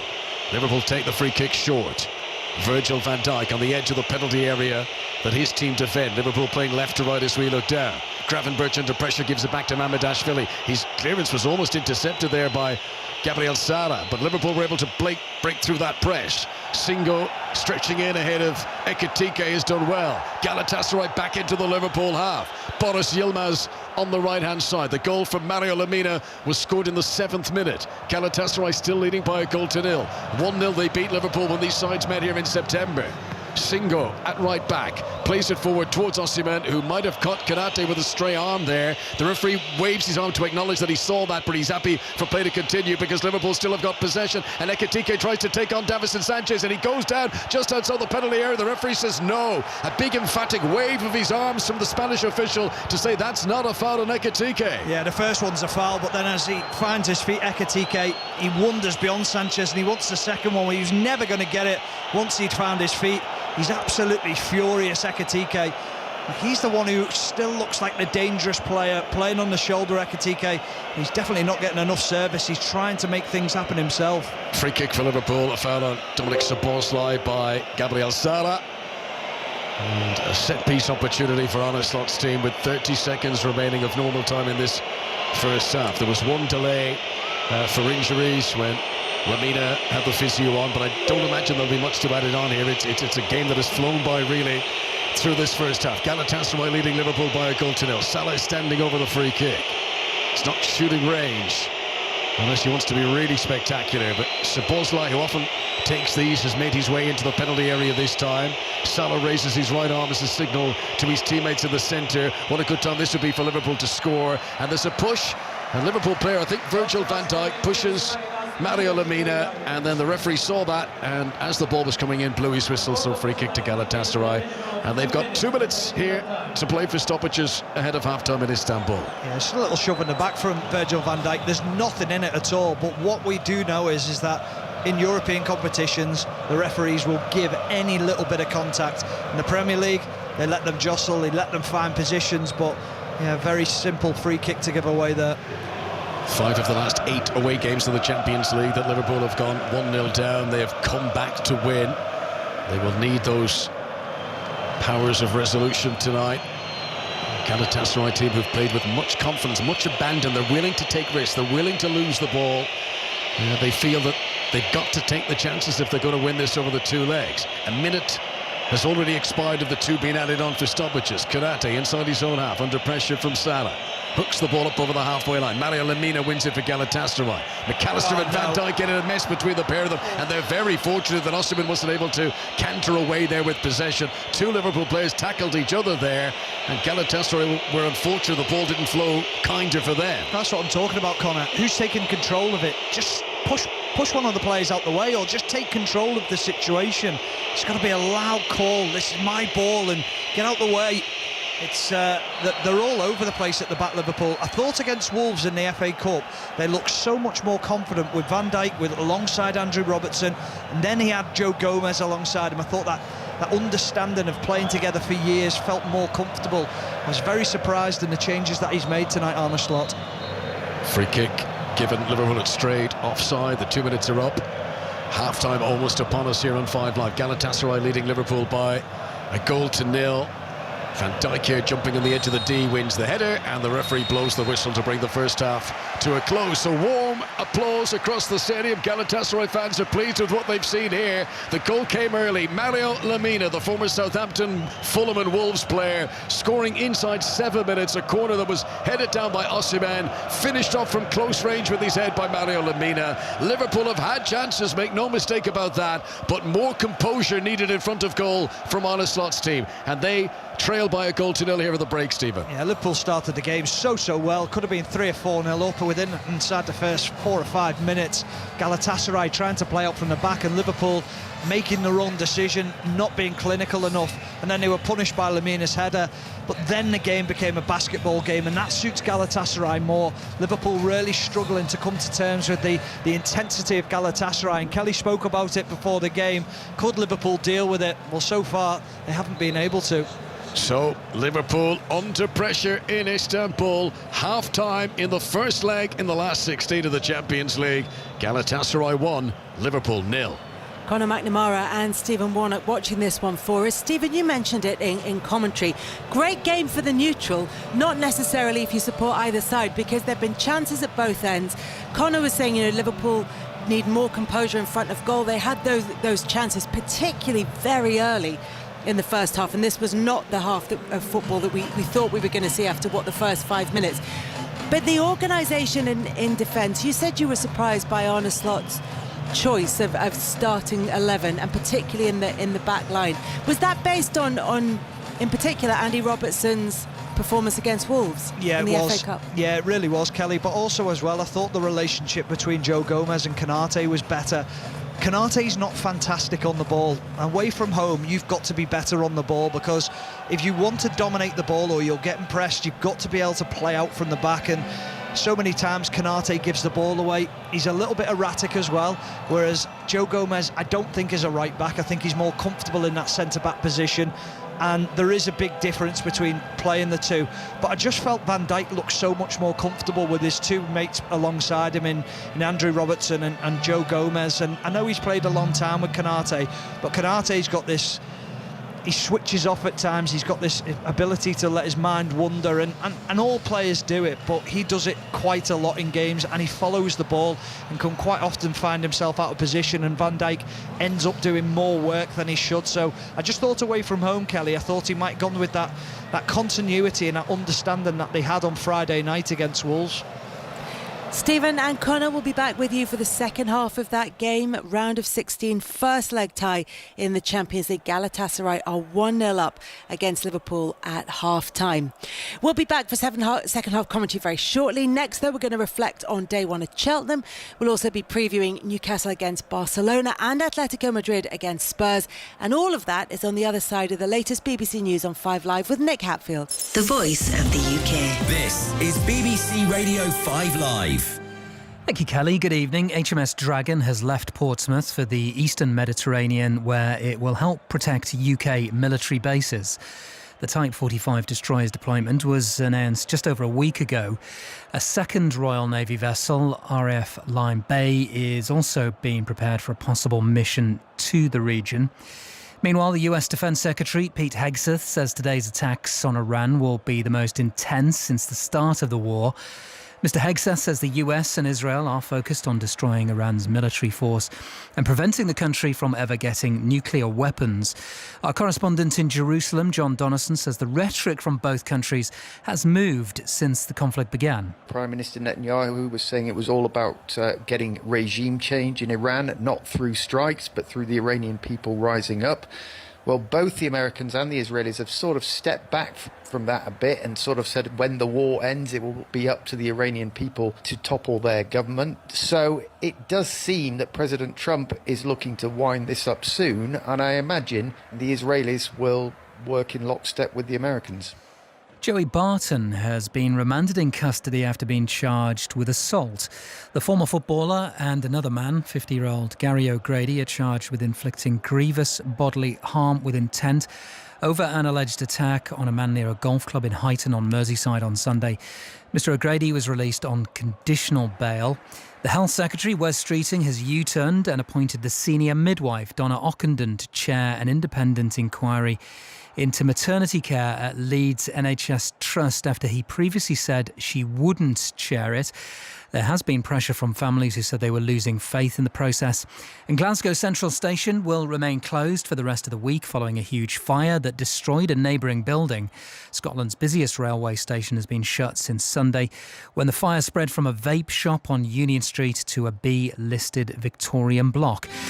Here is Orna now with the travel. Thanks, Nick. And Glasgow, yes, so that central station will be closed for the rest of the week. It has been affecting long distance and suburban services. The M8 in Glasgow, it's very slow on the westbound side at 24 at Govan. That's where the contraflow is. There's been a breakdown which has been moved, but it's still looking extra busy in Glasgow on those routes, the M8 in particular. The M62 westbound 27 at Gilderson near Leeds. An accident has closed 2 lanes heading towards Bradford at junction 26. The M6 and Cheshire Quays at 19 Knutsford, that's a breakdown southbound. And then junction 7 at Great Bar, reports of an accident, and a queue southbound down towards Birmingham at junction 6. Ickenham, that's the A40 Western Avenue heading into London, westbound queues. That's because a vehicle fire has closed the road between Hillingdon Circus and Swakeleys Roundabout. Orna Merchant, 5 Live Travel. On BBC iPlayer. The question has become more urgent. How do we sort fact from fiction? How can we believe what we see? The hit drama returns. That is not the shooter I saw. Why am I the only one who saw the suspect? You think this is correction? Yes, sir. The news footage has been deep-faked. Do you trust her judgment? I don't trust, period. The new series of The Catcher. Famously unreliable things, memories. You can't hack a memory. Stranger things have happened. Watch on BBC iPlayer. This is 5 Live Sports, the Champions League with Kelly Cates. Listen on BBC Sounds. And our commentary match on 5 Live Sport this evening is Galatasaray against Liverpool in the first leg of the last 16 in the Champions League. Galatasaray are 1-0 up at half-time. At Cheltenham, Lossiemouth won the champion hurdle on the opening day. Into the straight they come, one to jump. Lossiemouth produced now with the lead.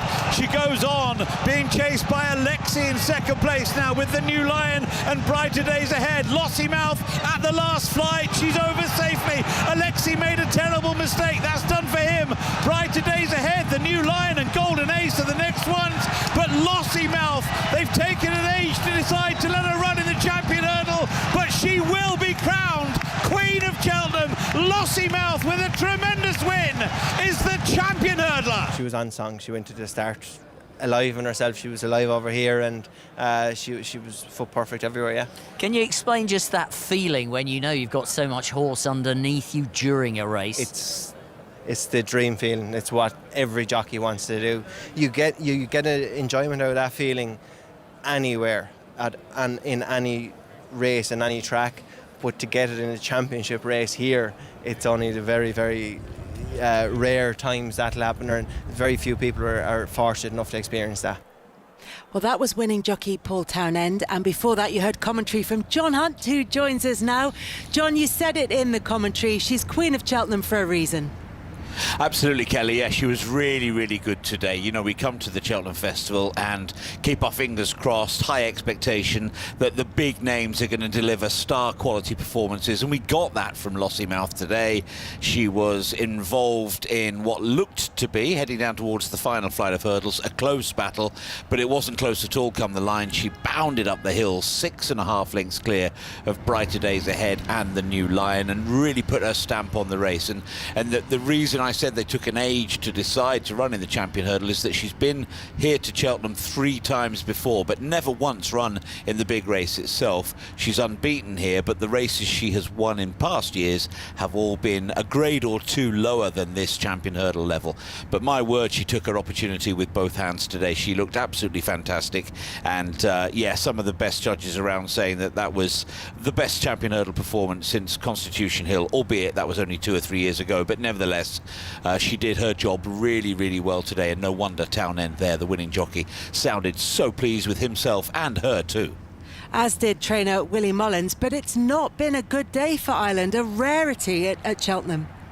Well, I suppose so. I mean, they still had 3 winners today, which isn't too bad. But of course, so much of the conversation about the Cheltenham Festival and the destination of the big prizes over the last 5 or 6 years has been the utter domination of the Irish stables. And, you know, at the end of day 1 of 4, the score stands Great Britain 4, Ireland 3. So, I mean, you know, the Irish haven't done too badly.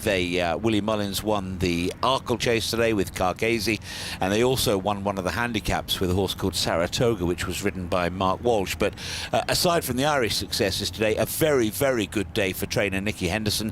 He won the opening Supreme Novices Hurdle with Old Park Star. Kelly, he was a very, very good winner there, ridden by Nico de Bonville. And Henderson also won the last race today with Holloway Queen, winning the National Hunt Challenge Cup. And the other winners on the card, Madara won the Plate Handicap Chase for trainer Dan Skelton, and Harry Skelton, the jockey, they were 3rd in the champion hurdle with the New Lion. And John Joe O'Neill also was on the mark today, the ever popular trainer. He trains in Gloucestershire himself, has done for years, formerly as a jockey associated with the great mare Dawn Run. They had a great partnership together, but that was 40 years ago now. Nice to see John Joe with a big winner. He won the Ultima Handicap Chase with 18-1 chance, Johnny Who. John, for now, thank you very much. Look forward to listening to you tomorrow, and coverage continues from 1 p.m. on Sports Extra. Live action taking place at Indian Wells. World number 1 Arina Sabalenka is facing Naomi Osaka for a place in the quarterfinals, and therefore is Russell Fuller. And this is the meeting of 2 4-time Grand Slam champions, Kelly, and it's the current world number 1 Sabalenka who is the better player so far. She leads with a double break by 5 games to 2, helped by 4 double faults from Osaka. Both have been world number 1, but they've only met once, and that was 8 years ago. Meanwhile, Jack Draper and Cameron Norrie are due to practice in the next couple of hours ahead of their 4th round matches tomorrow, but there's no sign on the practice schedule of Sonny Cartel, who's playing brilliantly but wary of a back injury. Thank you, Russell. Steve Borthwick has made 1 change for England's final Six Nations game against France. Ollie Chesham comes into the back row, replacing Tom Curry, who was injured in the warm-up against Italy. We will hear from Steve Borthwick during half-time of our second Champions League commentary, which is Newcastle United against Barcelona. Neil Simpson and his guide Rob Poth have won Great Britain's first medal of the Milan Cortina Winter Paralympics. They took silver in the Alpine combined skiing after fourth place finishes in the downhill and Super G events earlier in the Games. As I said, commentary is on the way at 8 o'clock of Newcastle against Barcelona. At St James's Park for us, Ian Dennis and Deno Eddie Howe said this is the biggest game in this club's history. Yes, he's going to, like a rallying call. Good evening to you, Kelly, to his players, saying seize the opportunity, write yourself into Newcastle folklore. Of course, everybody remembers 97 and the Espria hat-trick, Keith Gillespie. I think they're both here tonight as well. But Barcelona have won the 4 games between the two teams since then, and you've got to think that Newcastle have got to take some sort of a lead to the Nou Camp next week. And they were beaten 2-1 by Barcelona in the group stage. But you can learn, as managers keep telling us, more from defeat than you can sometimes in victory. Yes, although Lamine Yamal was not playing that night, he was out with a groin injury. And in fact, I think we're just going to get the team news as well, if I can multitask, which is always a task in itself, Kelly. But he was actually missing for that game. Marcus Rashford had scored both goals. Anthony Gordon got a late goal. But just quickly looking down that Newcastle side, there is no Anthony Gordon in the starting lineup. Ramsdale, Trippier, Hall, Joe Linton, Tonali, Barnes, Chow, Asula, Elanga, Byrne and Ramsey. So Ramsey comes back in for Willock from suspension. Byrne obviously starts instead of Botman. And the fact that there's Joe Linton in the side is another change for Voltemade. So at a quick glance, I would say that is 3 changes from the Newcastle side that lost to Manchester City at the weekend. But Rafinha starts, Yamal starts, Lewandowski starts for Barcelona, having a quick look through their starting 11. Deno, thank you very much. Perfect timing and perfect multitasking as well. Tottenham's trip to Atletico Madrid will be on Sports Extra from 8 o'clock. Igor Tudor has been clear, though, that the fight for Premier League survival has to be Spurs' priority. So with that in mind, we can join Paul Robinson and John Murray in Madrid. And John, the Tottenham team news is in. Yes, but I'm not quite as good as Ian is at multitasking. Well, should we talk about the importance of the game with Paul while you run your eye over the team sheets? I've actually got Don't it, Kelly. you worry about him, Kelly. He's got it. He's got it all in hand. Don't worry. While I was giving you that very slow sentence, I can tell you that for the Tottenham team tonight, Igor Tudor has made 1, 2, 3, 4 changes. This is the team. Kinski is in goal rather than Vicario, so Vicario is among the substitutes. But then the 3 central defenders, Danso, Romero and Van de Ven. So Romero is now available, obviously with this being the Champions League after completing his domestic suspension. Then Pedro Porro and Spence as the wing back, so Spence is fit again. Gray and Sarr are the midfield 2, and then Kolo Muani and Tell either side of Richarlison, as we knew, because Igor Tudor told us last night that Richarlison would start the match. So Solanke on the bench, Gallagher on the bench as he comes back here, Palhinha only on the substitutes bench as well. So that's the Tottenham team.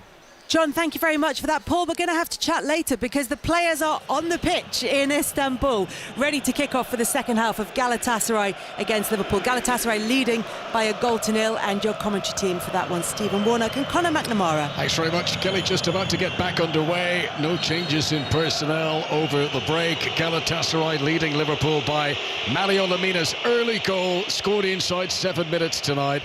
Arne Slot's team who've had their chances, but can they be a bit more ruthless in front of goal with whatever comes their way in this second period? Liverpool playing from right to left now as we look down in their change kit. Green shirts, white shorts, green socks.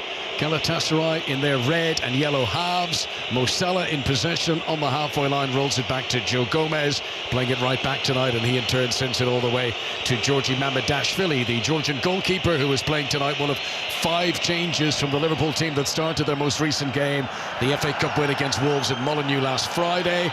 Mamardashvili in goal, Gomez, Konate, Van Dijk and Kirkes on the defences. Ekitike comes forward here for Liverpool, gives it to Szoboszlai, who shoots well, and it's saved away by Kakir.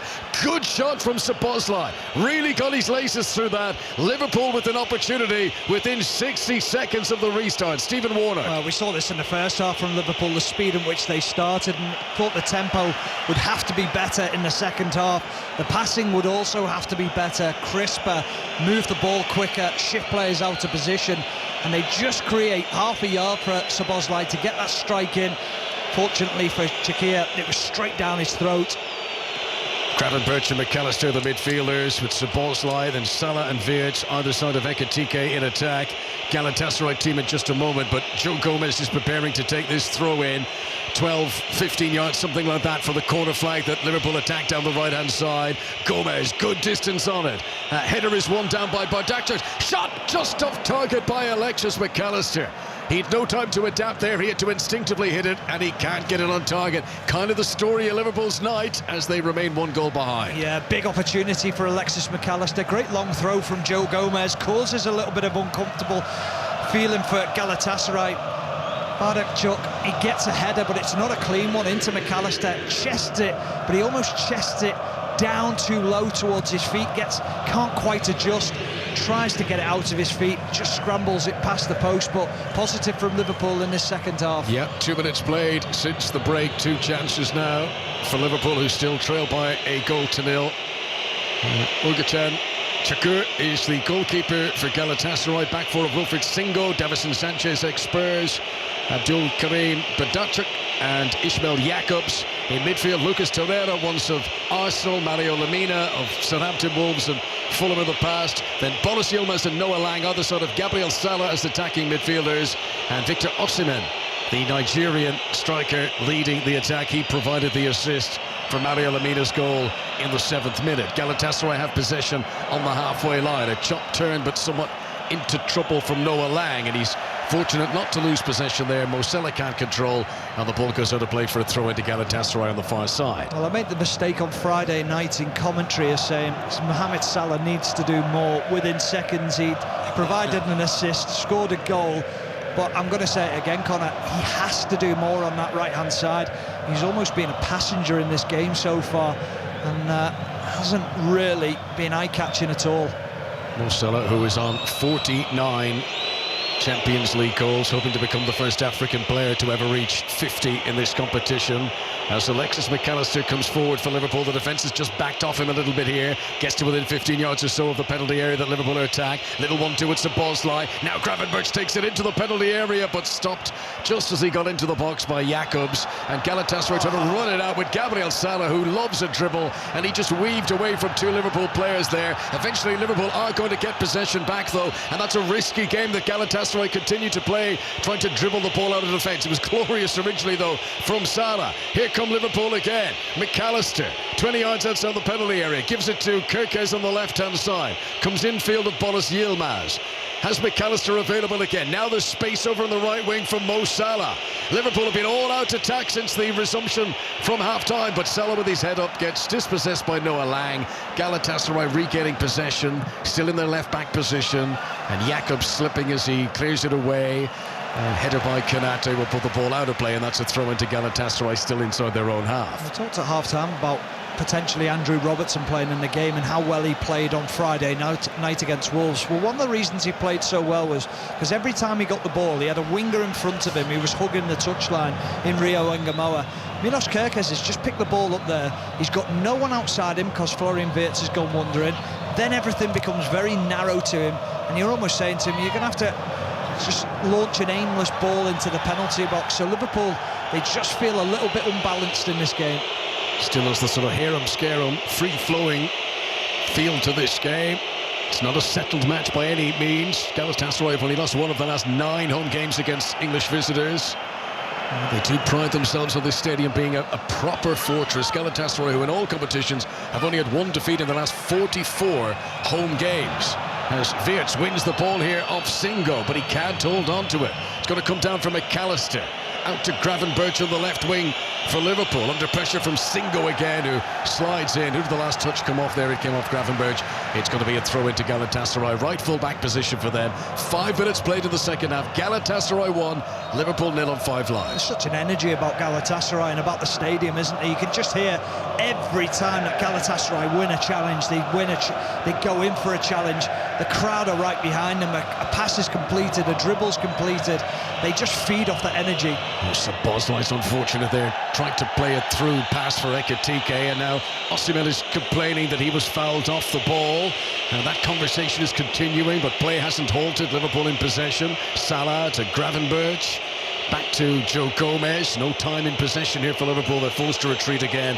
Back inside their own half into Ibrahima Konate, and he plays a direct ball straight down the middle of the pitch, but gives away possession. That was straight to Bardakcha. Now Osimhen in a sprint with Van Dijk, who gets there first on the edge of his own penalty area and tips it back to Mamardashvili to clear. Oh, that's what I talk about with Ibrahima Konate. An aimless ball through the middle. I mean, it was never on. Then the lack of composure to bring it down the second time. Salah out to the left wing to Lang. Crossing position now. Joe Gomez trying to stand him up. Good delivery. Out comes Mamardashvili and punches away. Didn't fancy catching that, the Liverpool goalkeeper, but he's punched it well clear and out for a throw-in on the near side. Galatasaray still lead Liverpool by a goal to 0. Well, Konate just goes wandering again, ball watching. Van Dijk's then left in the middle of the park on his own to deal with 2 or 3 players. He was very lucky that his goalkeeper also helped him out, but Liverpool at 6s and 7s in the back when they do lose possession high up the pitch. There have been 6 games this season that Liverpool have failed to score it all in. One of them on their last visit here to Istanbul in September. Arne Slot's team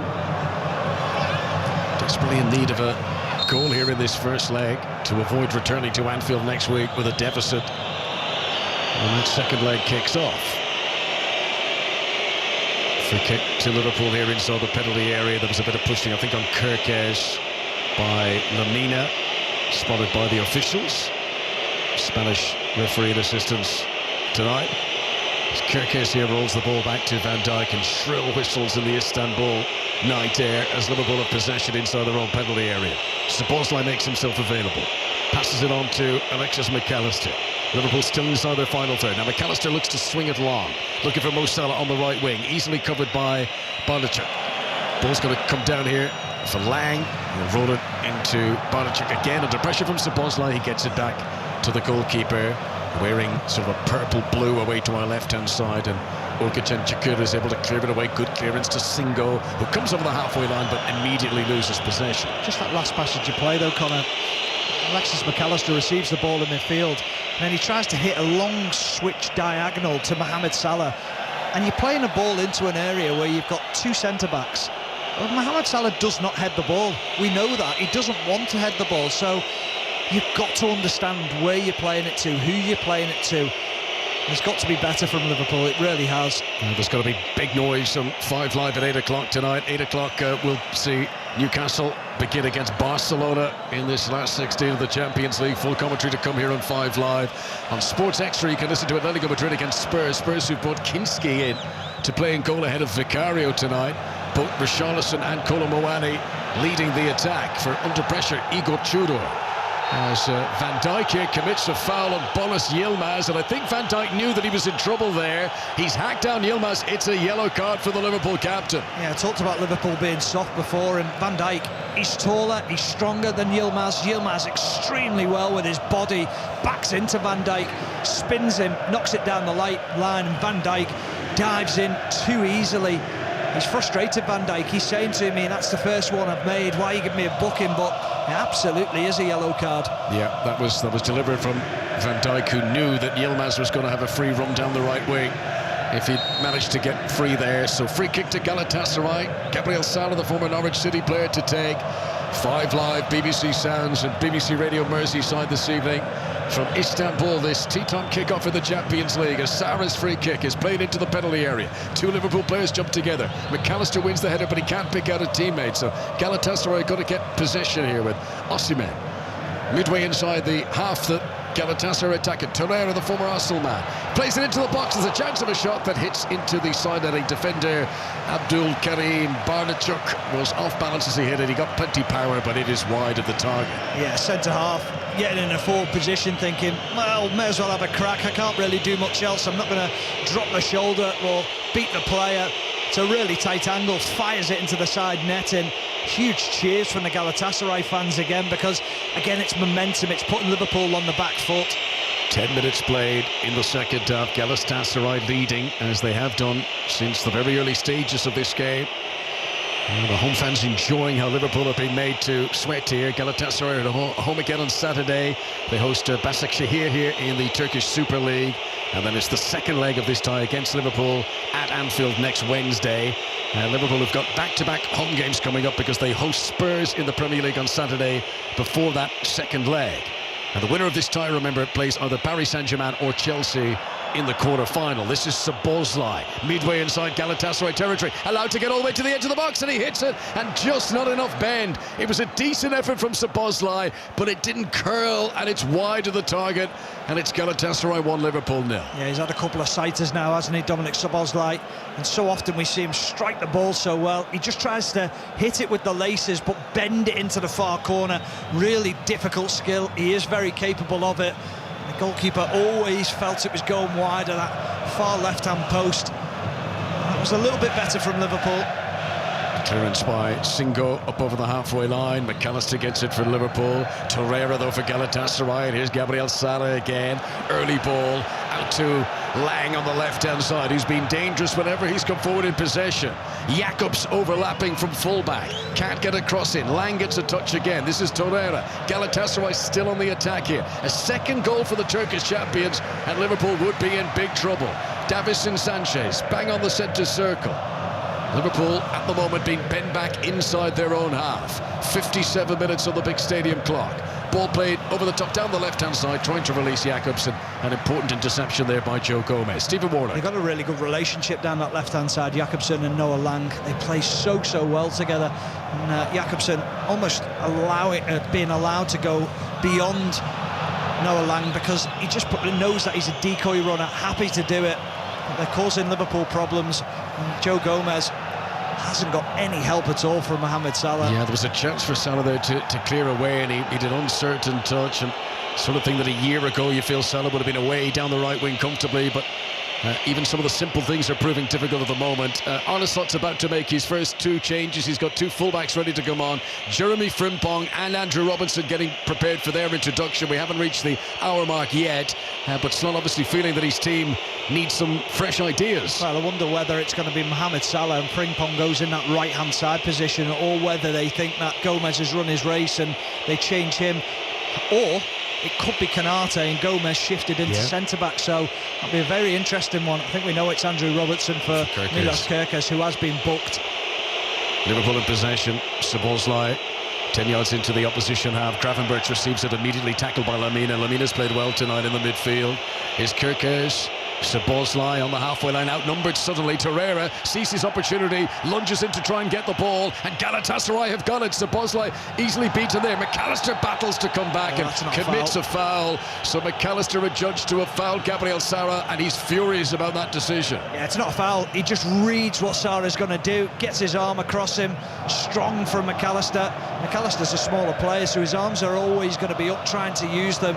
Just gets them beyond Sara. Sara goes down, holding his face. That's not a foul. It is Mohamed Salah. Right, so Salah comes off. This was the switch that Arne Slot made on Friday night at Wolves.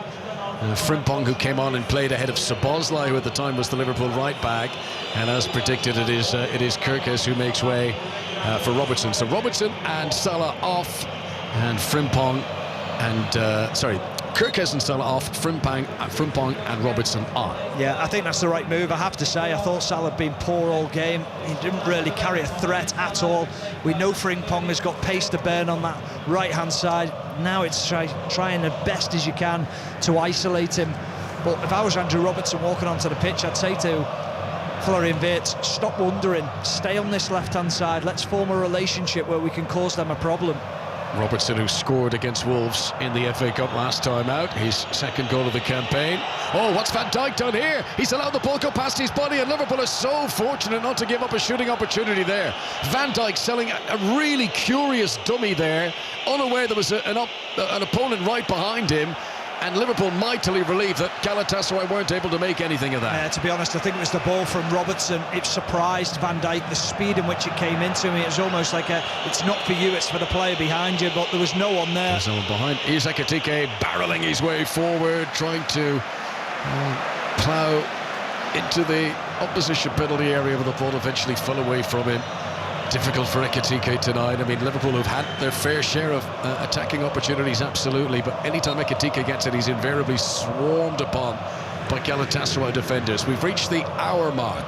The Galatasaray goal tonight came in the 7th minute. It is still Galatasaray 1, Liverpool 0. He needs help though, Connor, Ekitike. He can't do it all on his own. He's brilliant in 1v1 situations, but you need other players to isolate their centre-backs. Sarah's ball over the top. Kanate's made an error. Lang tries to scoop it over. Kanate's not going to keep it out. Osimhen will score! And Galatasaray have got their second goal. It's Victor Osimhen again, who scored the winner the last time these sides met in September. But hang on, is there a problem here?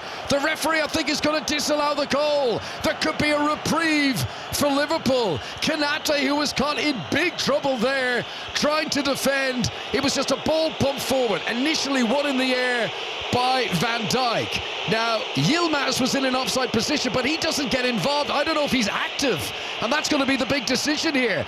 He's in an offside position, Yilmaz, as the ball is played, but he's not the player who gets it. So the decision has gone. The goal is going to be disallowed. That's a quite quick decision there.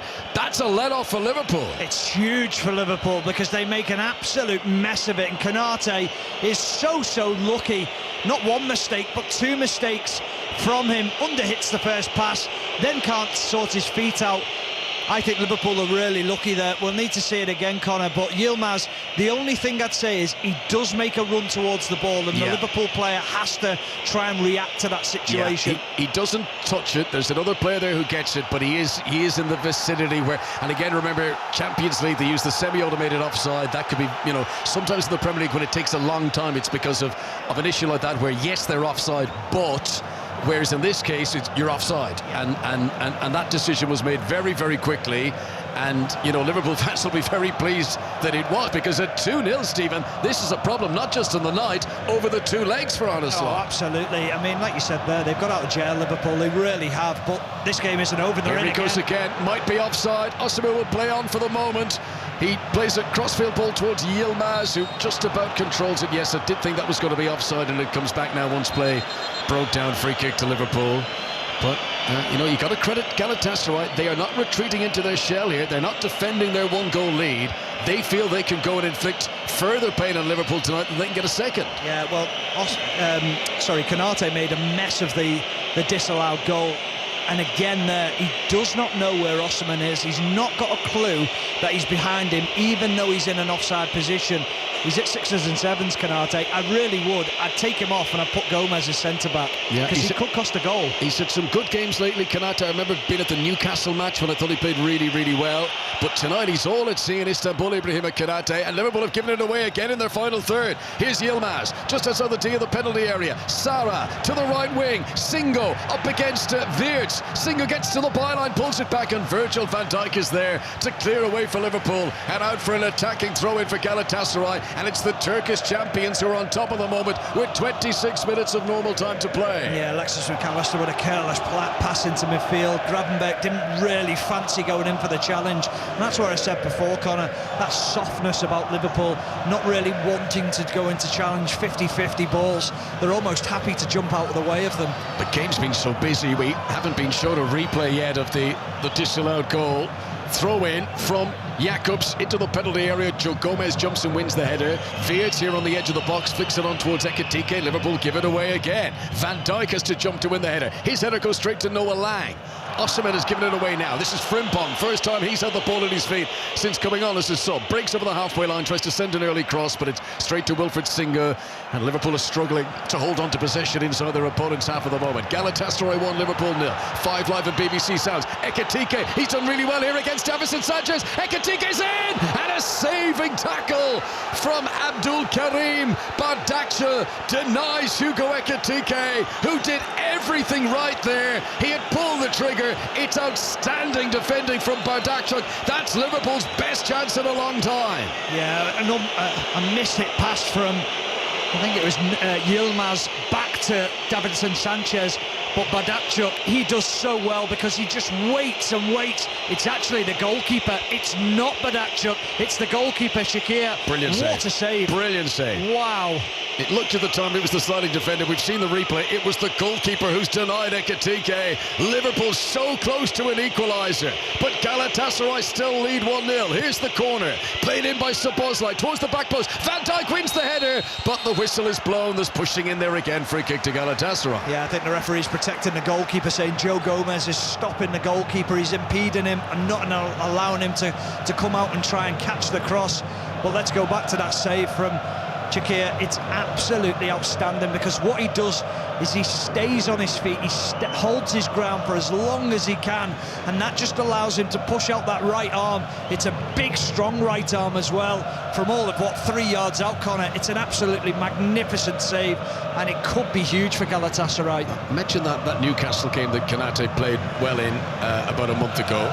That was the match when Hugo Ekitike scored 2, and one of them was into the penalty area, hit it outside of the boot into the far corner, and that's what he was trying to do there pretty much. He was managed to get into the penalty area left-hand side. Here he comes again. Ekitike up against Davinson Sanchez. Keeper comes right to the edge of the penalty area and manages to get there first. Yeah, he's in exactly the same position was his. He cut in, but this time it was a little bit more of a heavy touch, which allowed him to get closer to goal. But the save is phenomenal. It really is. Galatasaray still leading Liverpool by 1-0.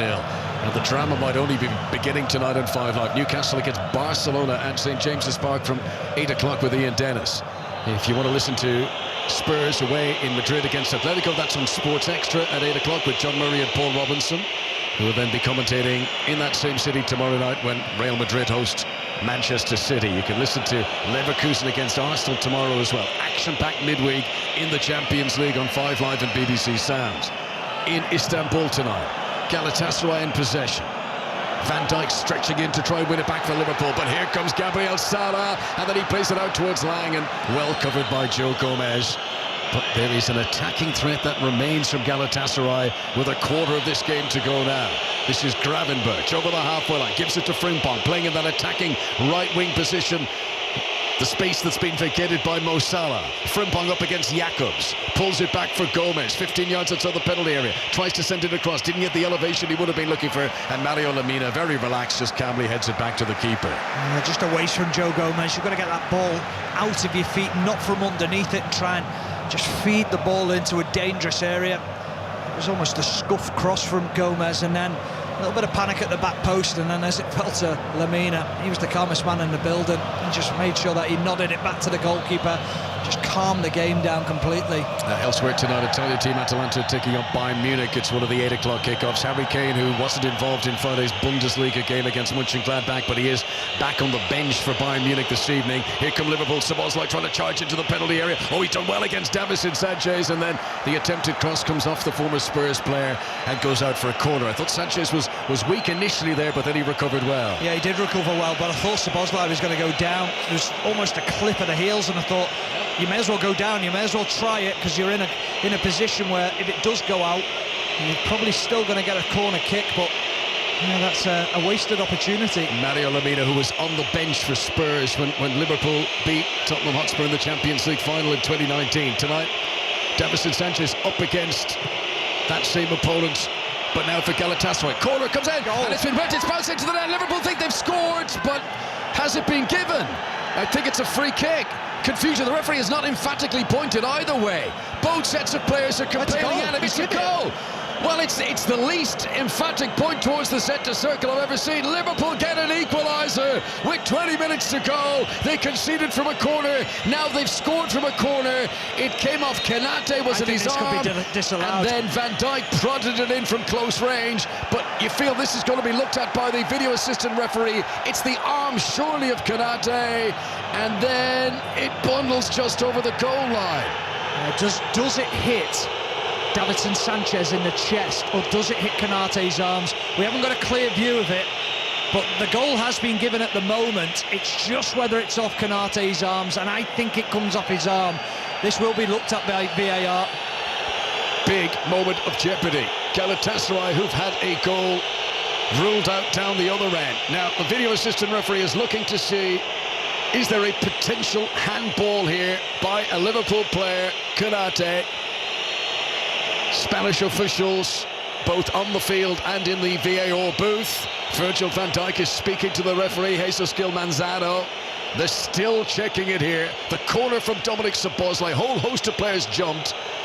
On first reaction, I did think it came off Konaté's arm. Yeah, I did as well, but Van Dijk is now saying to the referee, if it's a handball, please look at the foul on me. There's a foul on me that you need to check as well, and I think the referee is now relaying that to the VAR to check that possible foul on Konaté, on Van Dijk, sorry. And this is the thing, and I know it really annoys people, the duration of VAR check, but sometimes it is multiple things that are being looked at in there. I mean, there's probably a case to say, was Konaté being pushed? Is that why it came off his arm? Was his arm pushed onto the ball as it came in? This is still hanging in the balance. The on-field decision is goal. The scoreboard reading Galatasaray 1, Liverpool 1, but we're waiting to see if it's going to be confirmed.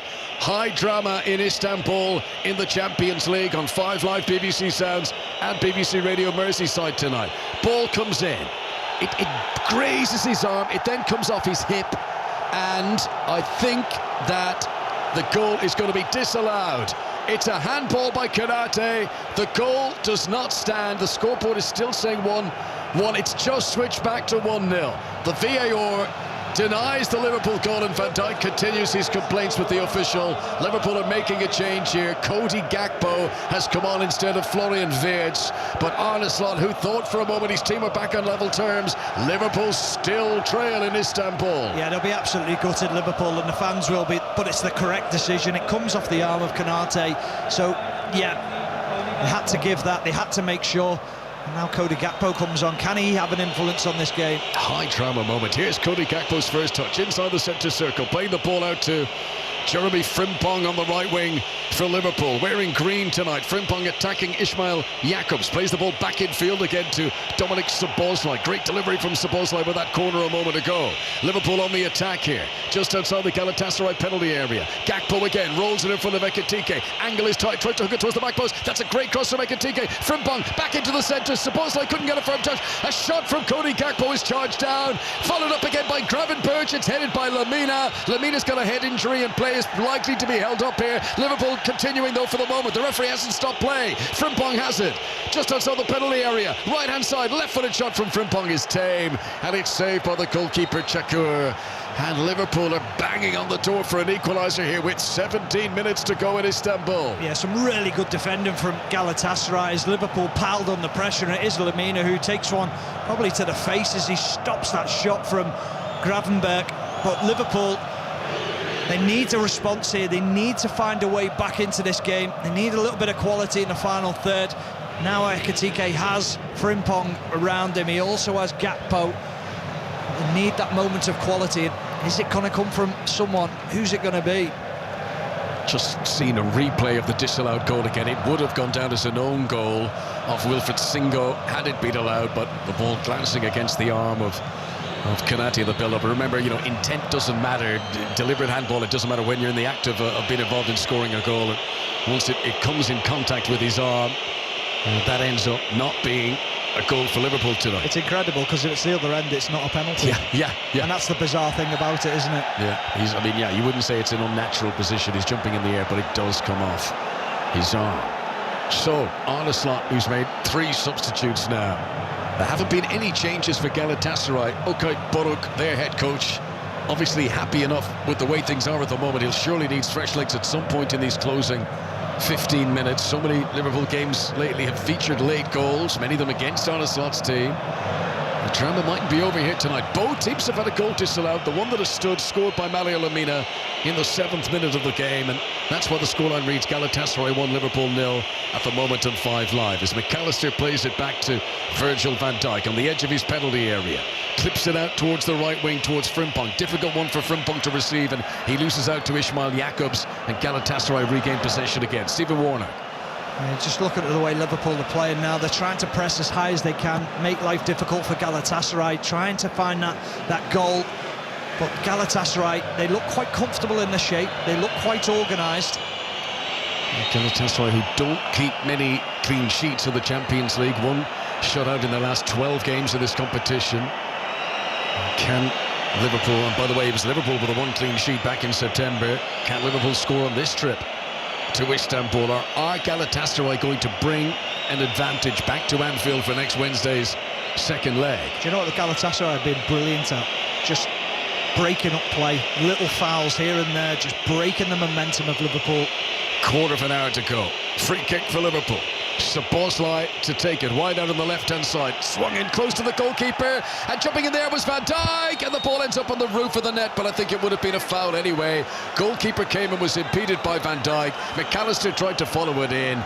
Liverpool didn't get it in the net anyway, but the whistle was blown for a foul on the goalkeeper. I don't understand this. I don't understand how that is a foul. Van Dijk goes with the intent of winning the header against the goalkeeper. He challenges against him, and then the referee blows because there's a collision between the two. Well, if that was two centre-halves or two players, then it's not a foul. It's only at because all. it's a goalkeeper. Incredible. Yeah. So poor. Protected species. Okay, double change coming for the hosts. Noah Lang, who's been brilliant on the left wing, is coming off. He doesn't look thrilled about it, mind you. I think he wants to stay on the pitch. But Noah Lang goes off, and also the goal scorer, Mario Lemina, scoring his first goal of the season for Galatasaray, the former Southampton, Wolves, Fulham player. He's played at Juventus and Marseille in the past.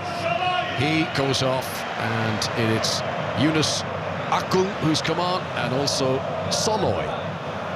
Roland Soloy, who is a Hungarian international teammate of Szoboszlai and Kerkez for their national team.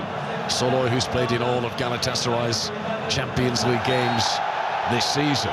So he comes on. That's a defender replacing a midfielder. And Yunus Akgün, who's come on, is a more attack-minded player. He had a spell in England a couple of seasons back.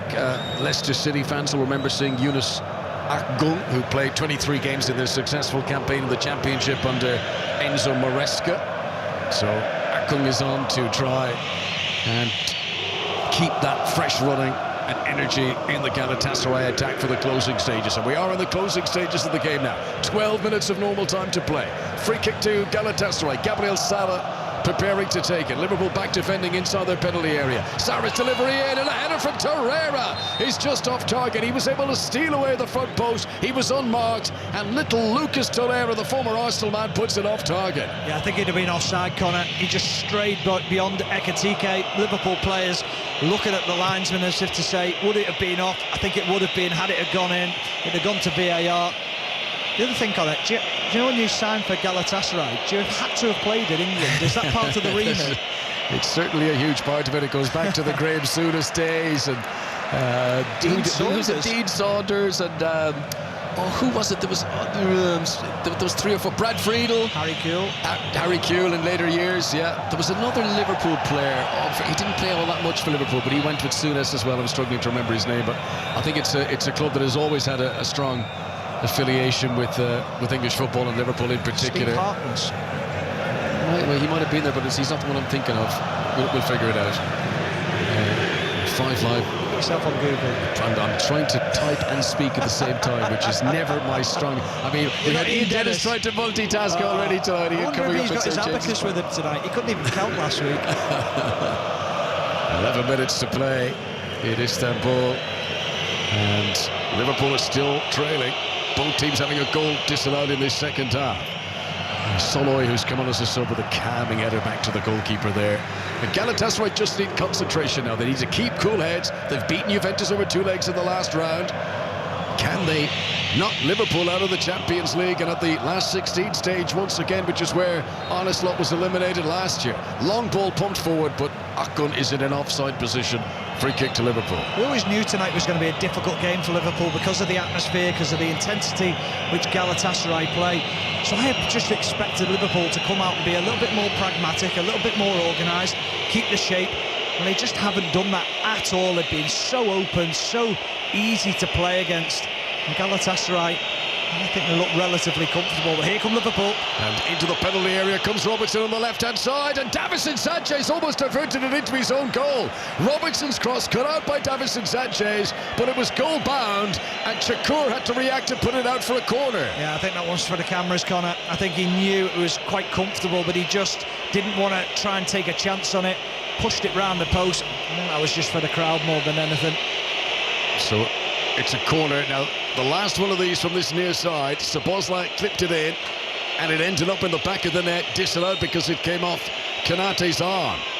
9.5 minutes of normal time to go. Really busy 6-yard box. Here it comes from Szoboszlai towards the back post. Cody Gakpo there can't get a touch on it. And again, this pushing, and it's pushing by Liverpool players on defenders, and Galatasaray get the free kick. Well, I think that's Joe Gomez again, who's in and around the goalkeeper, Shakir, making life a little bit uncomfortable for him. But there's nothing in that whatsoever. I don't understand what the referee's saying here. So now Shakir beginning to take his time over these restarts again. Galatasaray with a 1-goal lead to defend. Now they'd love to bring it to Anfield next Wednesday. Newcastle against Barcelona coming up at 8 o'clock here on 5 Live. Choice of listing this evening with Spurs in Madrid to play Atletico. That's available on Sports Extra. As Frimpong wins the header, but he gives the ball straight to Bardachuk, whose clearance into the Liverpool half is headed away by Virgil van Dijk, but it comes to Akgun here. Osimhen gets a touch as well, and this is Soloy on the right-hand side. And Torreira plays it forward, and Osimhen into the penalty area now, up against Virgil van Dijk. Cracks in a shot from a tight angle, saved by Mamardashvili. It's not away, and a shot off target by Singo. The right back shooting with his left boot. Clearly his unfavoured left boot has skewed a good opportunity wide. That's a let-off for Liverpool. Yeah, well, since Soloy's come on, Singo's moved into that central area, and he found himself in an advanced position. An opportunity to it that fell to him on the edge of the penalty box, but he's right-footed and it fell to his left foot, and it was a horrible shot. He swiped across it, got it so wrong. Liverpool fortunate that it fell to him. Barry Venison was one of those who went to Galatasaray with Graham Souness. Here is Szoboszlai playing the ball up to Ekitike. Konaté now needs to get rid, so he just pumps it long. 7.5 minutes of normal time remaining. Szoboszlai, this is the Champions League last 16, the first leg in Istanbul. Galatasaray leading Liverpool. Liverpool, whose miserable season really in the context of being reigning Premier League champions, far off the pace that defeated Wolves this night last week, put Liverpool outside of the top 5. They currently sit 6th in the Premier League. They are still in the FA Cup, but elimination at this stage of the Champions League would be a big problem, given the expenditure of almost $500 million on new players last season. It'll be very much in Liverpool's business plan to be involved in the Champions League next year. Here is Szoboszlai, midway inside Galatasaray territory. Gives it to Robertson on the left-hand side. Now up to Cody Gakpo. 2 Liverpool substitutes combining. Gakpo weaves in off the left wing. Good ball. Picks up McAllister. Too many defenders around him. Szoboszlai looking for space. Back to Ryan Gravenberch on the edge of the tee. But they're defending really solidly here, Galatasaray. And Liverpool can't get the shot away. And Yilmaz is able to clear away, and he goes sprinting with Frimpong. And now he takes on Konaté, who misses it. And it's alive for Osimhen. And it's 1-on-1. Osimhen against Van Dijk to get into the penalty area. Victor Osimhen tries to shoot, doesn't have the space. Konaté's recovered well. Osimhen still going here into the penalty area, shoots, and it's blocked by Robertson and out for a corner. And Galatasaray banging on the door for a second goal there. What is Konaté doing? I don't understand it. I mean, he has just gone to clear a ball, completely miskicked it, and Osimhen's in on a 1v1 with Virgil van Dijk. Van Dijk has that presence, that aura, just to hold his ground and say to Osimhen, OK, you're going to make the decision, you're going to make the first play. Forces him wide. Andrew Robertson gets back into position, and it's deflected round for a corner. Gabriel Sala to take the corner kick. Just over 5 minutes of normal time to play. Liverpool have everyone back virtually inside the 6-yard box to defend this. It's played in towards Mamardashvili. Right-fisted punch will send the ball away, and out it goes for a throw-in on the far side. And I've thought of the player I was thinking of, by the way. It's Mike Marsh, who is at Liverpool, and he went to Galatasaray. Yeah. You thought of it or Googled it? Well, no, exactly. Thought of it is a major exaggeration. And Barry Venison came from producer Chris, yes. so you can't multitask, can you? No, we never could, never will. Just seen a close-up image of some fans in the crowd, and you can see so many Galatasaray players wearing, there'll be those half-and-half scarves, but proudly with the Liverpool part of it displayed. There is a strong affiliation between the two clubs. As jumping is Virgil van Dijk into the penalty area. Important header. He's been Liverpool's best defender in the air tonight. Final 5 minutes of this Champions League last 16 first leg in Istanbul. 5 Live and BBC Sounds. Coming up at 8 o'clock, Newcastle against Barcelona. What a game that proves to be at St James's Park. And over on Sports Extra, Atletico Madrid will be kicking off against under-pressure Spurs. Long clearance from Çakır, the Galatasaray goalkeeper, is controlled by Boris Yilmaz, who started this game on the right wing, but now playing on the left since they've made the substitution to bring on Yunus Akgün. This is Davison Sanchez at the back for Galatasaray, rolls it to Bardukçuk, and he's going to play a good ball, and Yilmaz is in around the back of Joe Gomez here. That was a great pass into the penalty area. Yilmaz trying to get it onto his right boot, backheels it to Sara, who hits the side netting, and a few thousand fans thought that was in. They saw the net bulge, but it was the outside of the net. Another good build-up from Galatasaray, but their lead remains 1-0. Yeah, Yilmaz is a player, isn't he? He's really exciting when he gets on the ball. He's got pace to burn, little roll of the studs on top of the ball, back heels it into the position of Sara. Sara gets the strike. It's a very awkward position, tight angle. You would have thought that Mamardashvili wouldn't have been beaten from that position, but again, it's that danger, that intent from Galatasaray. And that shot from Gabriel Zara proves to be his final action in the game. He's replaced by the French defender Sacha Boey, who joined from Bayern Munich, or I think he's on loan from Bayern Munich now. Sacha Boey, so that is a defender coming on for a playmaker, and clearly Okay Buruk is hoping now to pull down the shutters and take this 1-goal lead to Anfield next week. There are 3 minutes of normal time to play. If you're just joining our coverage on 5 Live, Mario Lemina scored after 7 minutes to put Galatasaray in front. Remember, Galatasaray who beat Liverpool at this stadium back in September. Osimhen had a goal disallowed in the second half that could have made it 2-0 to Galatasaray. And Liverpool had a goal disallowed that could have made it 1-1. Free kick here has been given to the home team, and Liverpool, who want to attack, who want to get a goal down the other end, are being forced to defend at the moment, Stephen. Yeah, and Bowie is now dropped into that right-back position, and Soloy has gone into right midfield, so it shows you exactly the intent from Galatasaray. They want to shut up shop, they want to make life difficult, and it's been a very, very uncomfortable night for Liverpool. There's a yellow card for Ryan Gravenberch. 2 minutes 20 seconds of the 90 minutes remain. The free kick played into the box, but Bardukçuk can only head it out of play. So a goal kick to Liverpool. Still a chance that Liverpool could get the equaliser tonight and make it a very different complexion going into the second leg at Anfield next week. Remember, no Alisson, didn't travel due to a knock in training. Mamardashvili takes the goal kick. Davison Sanchez is able to outmuscle Ekitike, give him a little shove and then headed the ball away. Virgil van Dijk with a header for Liverpool. Joe Gomez jumping near the halfway line, comes back towards Ekitike again, but this time Bardukçuk is there and able to prod the ball clear. Work to do now for Ismail Jacobs, under pressure. Oh, he's lost the ball. Szoboszlai in towards Ekitike. The header is over the top. Chance for Liverpool in the 89th minute, and Ekitike, who rose well, couldn't keep the header down. Yeah, it was a difficult header for him because he was always under pressure. Davison Sanchez rose really well as well. Made sure that he was under pressure, made sure he didn't get a free header. Had he have got a free jump on it, he would have felt he would have powered it into the back of the net. Good defending from Sanchez. And now a little bit of sportsmanship you feel as Bardukçuk goes down, feeling cramp, and it's just a very strict word from the referee to say get up and get on with it here. We move into the 90th minute of the evening. It's been a tough night for Liverpool and Galatasaray up against a determined Turkish champion.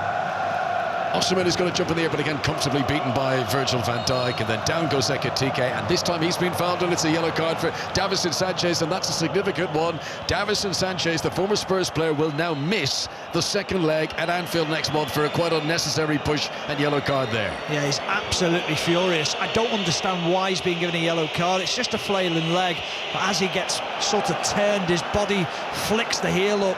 hits the midriff of Ekitike, but it's never a yellow card, and Yilmaz is in again. Yilmaz down the left wing for Galatasaray, up against Konate, inside the penalty area, and a heavy touch, a tired touch from Yilmaz, who holds the back of his hamstring. He gave everything sprinting after that, but he's hurt himself, and he's indicating towards the bench that he mightn't be able to continue here. The 90 minutes are about to expire. We're about to move into stoppage time on 5 Live, BBC Sounds and BBC Radio Merseyside tonight. Galatasaray leading Liverpool by a goal to nil, and there's going to be 4 minutes added on for stoppages.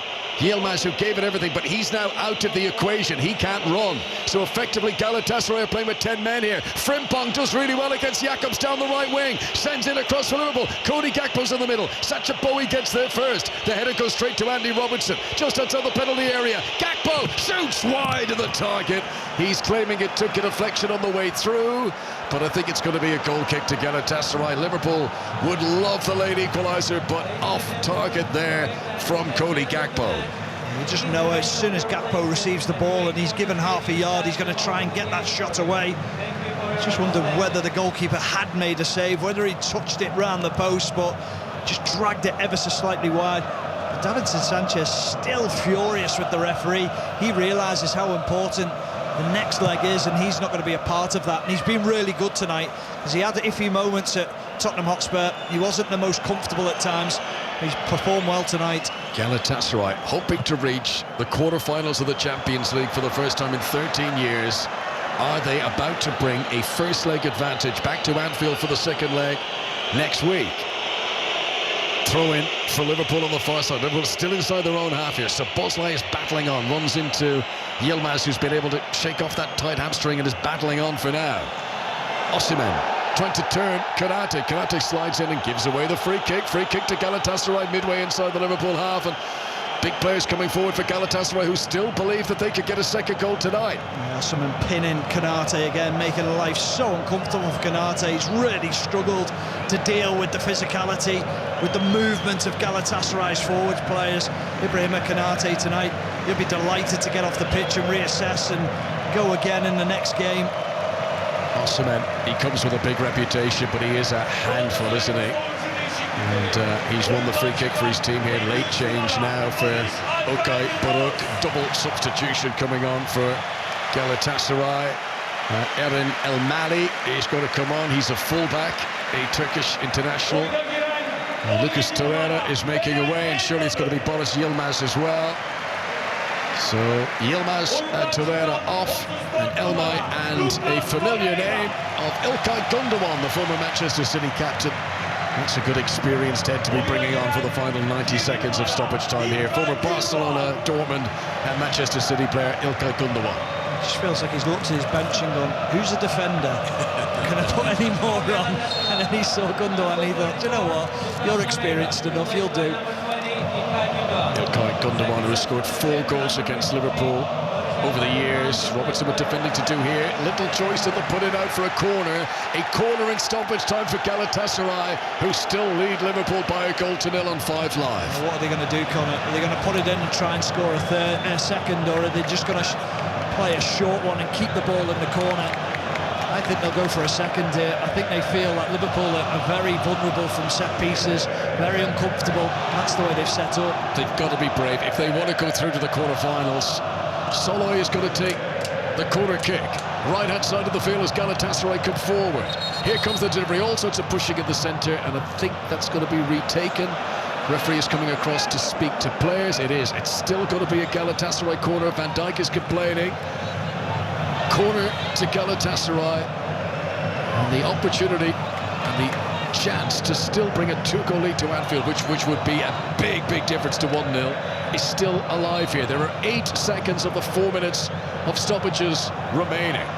1-0 to Galatasaray on 5 Live at BBC Sounds. Here comes the delivery. Robertson wins ahead of the front post. Then there's a shot back in, slightly off balance by Ismail Jacobs, and it's away off target. And is that the last opportunity of the night? Or can Liverpool still get it down the other end for one last surge? Yeah, they might get one more opportunity, Liverpool, but I'm sure this will be won by Galatasaray, because they've won every single header, and there we go, they win that one as well, and they win the seconds. Header won by Singo, and Osimhen is able to grab hold of it, but he came from an offside position to do so. And that's a free kick to Liverpool, and there will be time to take the free kick. Osimhen prevents Konate from taking it quickly. Why is he not booked? Should be, absolutely. Didn't retreat, blatantly prevented Liverpool taking the free kick. Right in front of the referee too. Now Szoboszlai, with a brush of his arm, is going to get a yellow card here for striking an opponent. So a yellow card late on for Szoboszlai, who in his urgency to try and get it forward down the other end has been adjudged to catch Yunus Akgun there. This referee has has given some very, very dubious yellow cards and some very strange decisions. The yellow card for Szoboszlai as the full-time whistle blows in Istanbul, and Galatasaray, for the second time this season, have beaten Liverpool in the Champions League. It's been a bad few days really for Arne Slot, the disappointment of losing in the Premier League at Wolves last week. Now his team have lost the first leg of this last 16 encounter. There is still a chance for redemption, but it's going to be tough.